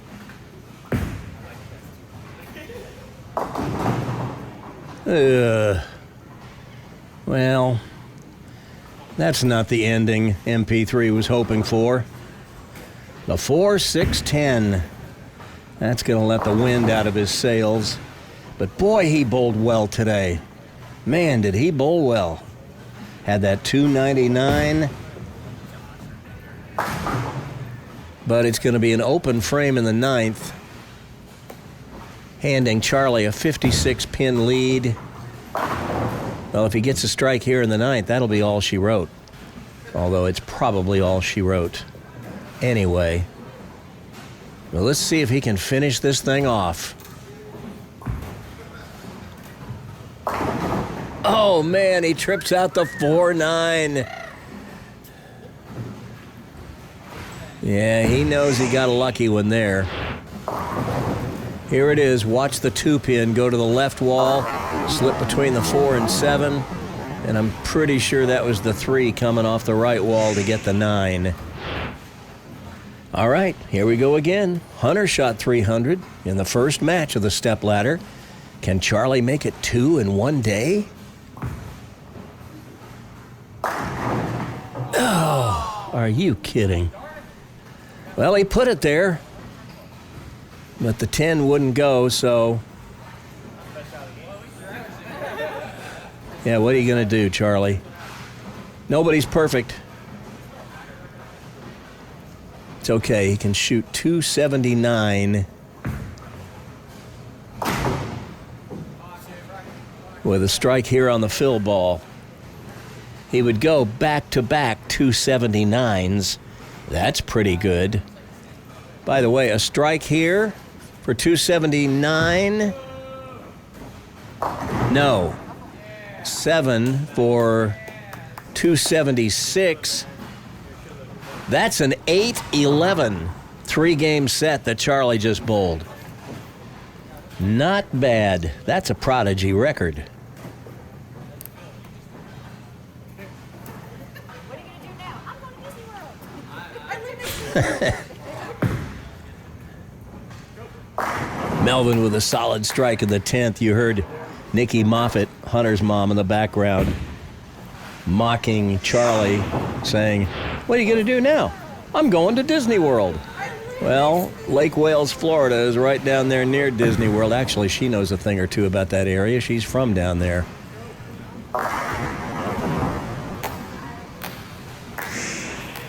Melvin Perry III, you're a hero to me.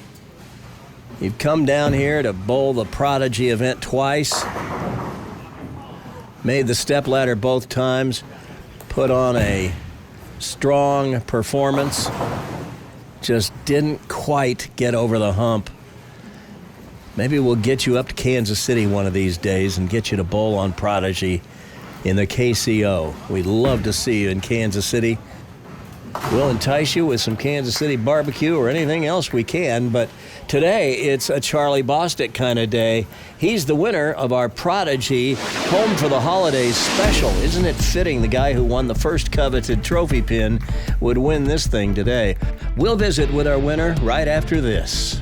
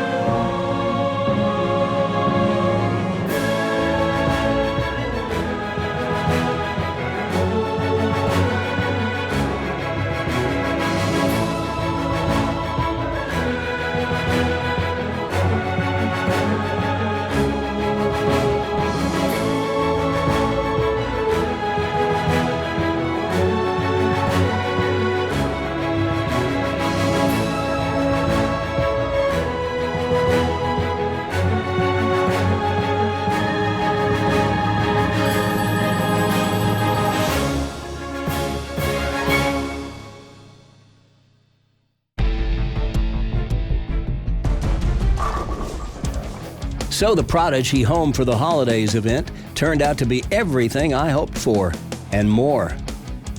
Here's a quick recap of the qualifying round, starting with Game 1, where Bryant Griffith set the early pace. Then in Game 2, Charles Bostic moved up above the projected cut line. And after the three-game qualifying was completed, we knew who had secured the 4 guaranteed spots in the stepladder, and Melvin Perry III claimed the top spot after bowling a 299 in the final game of qualifying.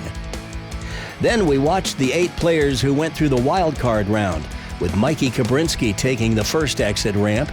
Then Alana Harding's gutter ball put an end to her chances. Serenity Freeman lost a roll-off against Hunter Moffitt to make the next exit. Nolan Kemp was next to be eliminated. Then Hunter Moffitt survived another roll-off, this time sending Josh Greenberg to the end of his road. Then Christian Manel got a 5 count to end his chances. And finally, Jacob Ballinger's 7 count put an end to his march to be the sole survivor. So it was Hunter Moffitt who emerged from the wild card round to become the 5 seed. He won match 1 in the stepladder over our number 4 qualifier, Nick Dissinger, 300 to 214. In match 2, Charles Bostic and Hunter Moffitt tied at 256 before Charlie survived the roll-off, 40 to 36. Then in match 3, Charlie scored our 4th 10-strike game of the day, this time a 279, defeating Bryant Griffith, who bowled a strong 234 in a losing effort. And in the championship match, Charlie started with the front 9 strikes on the way to a 276 in the championship match against Melvin Perry III's 214. So there you have the final results of today's unforgettable Prodigy Bowlers Tour event. Some remarkable records fell today at our Prodigy Home for the Holidays special. The overall scoring for the field in the 4 stepladder matches, the average score in all 4 matches, including the winning and losing scores, was 253, 253.825 to be exact. The average winning score in the 4 matches was a stunning 277. Again, if you want to add the decimal point, it was 277.75. Incredible. And in his 3 stepladder matches today, Charles Bostic shot 811. That's a new 3-game scoring record for Prodigy Bowlers Tour by any player, beating Nolan Nash's record of 777 that he set in October 2023 in Gladstone, Missouri. That 811 is an average of 270. This episode of Prodigy takes the cake as the highest scoring show we've ever had by a mile. Well, it's time to send you back down to the lanes for the presentation of the Coveted Prize Pin. It's a little different than the Coveted Trophy Pin because that lives in Kansas City where we cover the KCO. But Christian improvised and got the lane mechanic at the bowling factory to give him a bowling pin that he got all the contestants to sign. And now it's time for him to present it to our winner. This is so weird. I'm the new Randy. Alrighty. So it's been what? 8 years? 8 years. 8 years. First it started off you, me, Logan, Brandon Rassiopi. Missed that guy. Yeah. But 8 years, you're off at Weber now, still taking W's everywhere. A little bit. How you feel today? It's nice. It was nice to come out of retirement for a little bit and bowl. I miss it back here. Florida's great, but, you know, I love Georgia. I miss everybody down here, up here, I guess I should say. Mm-hmm. So it was nice to come back. Everybody that I haven't seen in so many years has gotten so much better, older, taller, everything. It's crazy how fast time flies. Yeah. So, no, it was crazy. I really enjoyed being back. Just even talking to some of the parents and people I haven't seen in so long was just really nice. And, you know, it was cool. Get lucky here and there. Well, the production team was a little short on their budget, so we had to improvise, but your coveted trophy used pin. I appreciate it, but I'm a firm believer that qualifying is more important than a one-game match. I've been in so many scenarios where you can have the best look the whole day and lose in the title match. And Melvin killed us in qualifying, made us look stupid. Shot 299 though, couldn't get it done, you know, I don't know why. So I'm a firm believer that the leader is the most important, so I'm actually gonna give this to Melvin because he definitely deserved it over everybody today. Oh, right there, man. Of course. All righty. Peace out from Atlanta. By the way, everybody tells me Christian did a fantastic job running this event. It went as smoothly as could be expected. So good for you, Curly. Now, before we close out the show, I want to thank all the Prodigy alums who came out for this event, including the ones who came out and watched but didn't bowl. Among them, Faith Roper, who couldn't bowl because she injured herself. Josh Donahue, who I hadn't seen in a few years. Sadly, he isn't bowling anymore because he messed up his back. Hopefully that gets worked out. And Anthony Smiga, once a regular on Prodigy, he came out to watch, but he didn't bowl. And he didn't take any pictures either, so I think he's in a witness protection program now or something. Anyway, big thanks to all the Prodigy alums who came out. I hope they all had a good time. I have it on pretty good authority that they did. And also big thanks to the people at the Bowling Factory for hosting our event. This is a great venue, and you really ought to check it out. Now, I asked all the contestants to record a short 30-second selfie video so that you could hear directly from them what they've been up to since you last saw them on the show. So I leave you with this. Hello there, Prodigy Land. Oh my gosh, it has been a while. If you guys don't remember me, I should be your favorite gutter ball guru, Christian. If not, I'm Christian, and let's just keep it that way. Really has been a while. Wow, I grew a mustache, so I guess that would classify me as an adult bowler. Randy may think otherwise. Definitely would ask him on that one. But yeah, currently still bowling in 2 leagues, of course. Bowling will always be my passion. Monday nights, I'm actually around 2:30. Thursday nights, 2:10. So decent, I would say. But I'm filming this after today's show. And can I just say, this is probably my favorite Prodigy that we've ever run. Not only the bowling that would do it for me, being able to see everybody else. I mean Charlie, Nick, Faith, I haven't seen them in so long, so it's really good that we're all back together one more time and are able to put on a show for you all. But I hope you guys had a Merry Christmas and a Happy New Year. Tomorrow I'll be celebrating, hopefully blowing a strike at midnight. But yeah, let's ring in 2025 on a good note. Happy holidays. Bye, guys. Hey, Prodigy, it's great to see you guys. Mikey Kabrinsky here. It has been a while, definitely, but I'm excited to get this event going on. I graduated from NC State, as you can see here by my shirt, in May of 2024. After that, I've been sports reporting. I'm covering the Hawks for a few different websites now. I'm a credentialed reporter, which has been pretty cool and a great experience. So that's what I've been doing lately. Actually, coming off an injury, I had a stress fracture in my heel a few months ago. So not doing too much bowling these days, but excited to get this going and to get this episode out for you all. So hopefully you enjoy it. Good to see you. Hi guys, it's Faith Roper here. I'm not bowling today because I decided to jump out of a U-Haul truck and twist my ankle. So I am currently in a boot. But over the past couple of years, I've been bowling. I graduated high school, I went to college. I was going to Oklahoma Christian, but now I'm transferring because it was a little too far away from home. And yeah, it's embarrassing. So yeah, also for people wanting to know, I still have not grown. Everybody is towering over me now, so what can you do about it? What's up, Prodigy fans? Bryant Griffith here, and a little bit of a life update on me. I'm out of high school now. I've aged out of U18, and I am now currently 19 years old.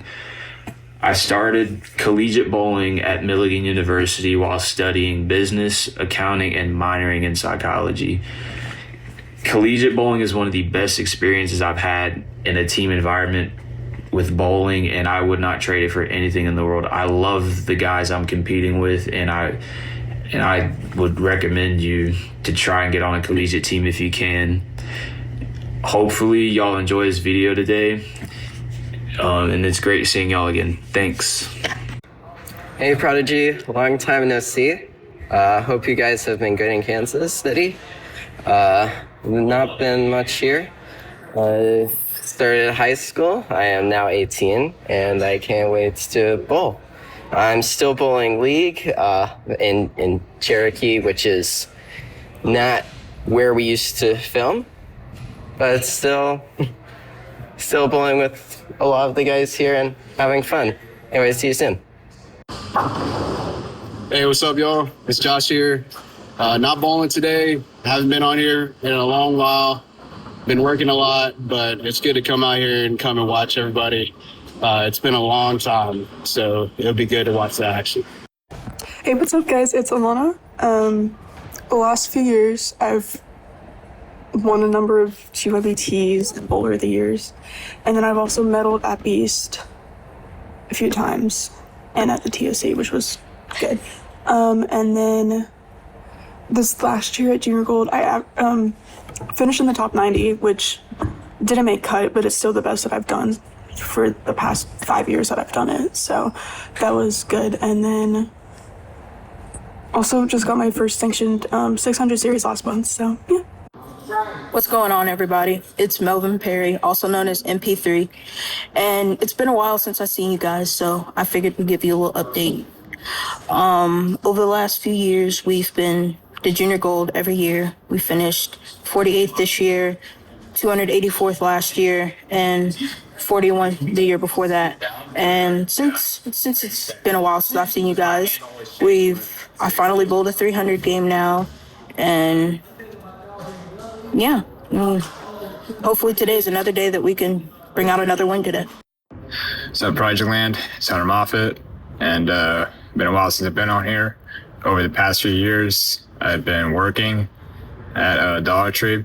I've been playing basketball, hanging out with friends, working out, and still bowling every once in a while. I'm averaging 228 on house, and I have 4 300 games right now, 300 series, and yeah, enjoy the show. Hey, Randy and possible Prodigy heads. I don't know if you're going to include this in the video. You can keep it private if you'd like. I didn't tell you about this, but I had everyone sign the coveted trophy pin, or the coveted pin, I guess you could say, because it's, not the real one. And the winner got that. But I also had them sign one other thing, and that was another pin. Thinking back, I should have possibly got a card. It would have been the same thing. But, I can't give this to you physically. So I'm going to ship this with the thumb drive. But I want this to be shown as our appreciation for everything that you've done for us. I don't know if this will happen again in the coming years. I mean, it was hard enough to get 12 people together for this, but I just thank you for everything that you've done for us. Really, thank you. You've gotten our faces shown, our styles shown. So many kids have been brought on to college because of this show. And honestly, my car is going crazy right now. I still don't know if a lot of people not understand the point of Prodigy, but understand what you're doing. They may just think of it as, oh, it's just a show I like to watch, but it's so much more to that. It's so much more to that. But again, thank you for all that you've done, not just for all of us, but I mean, for me too. I mean, you've been so close over the past, 11 years that I've known you. You're amazing at everything you do. And so, like I said, thank you again. Happy holidays to you and Derek and everybody, and all the Prodigy heads if you're posting this too. But thank you. Bye, y'all.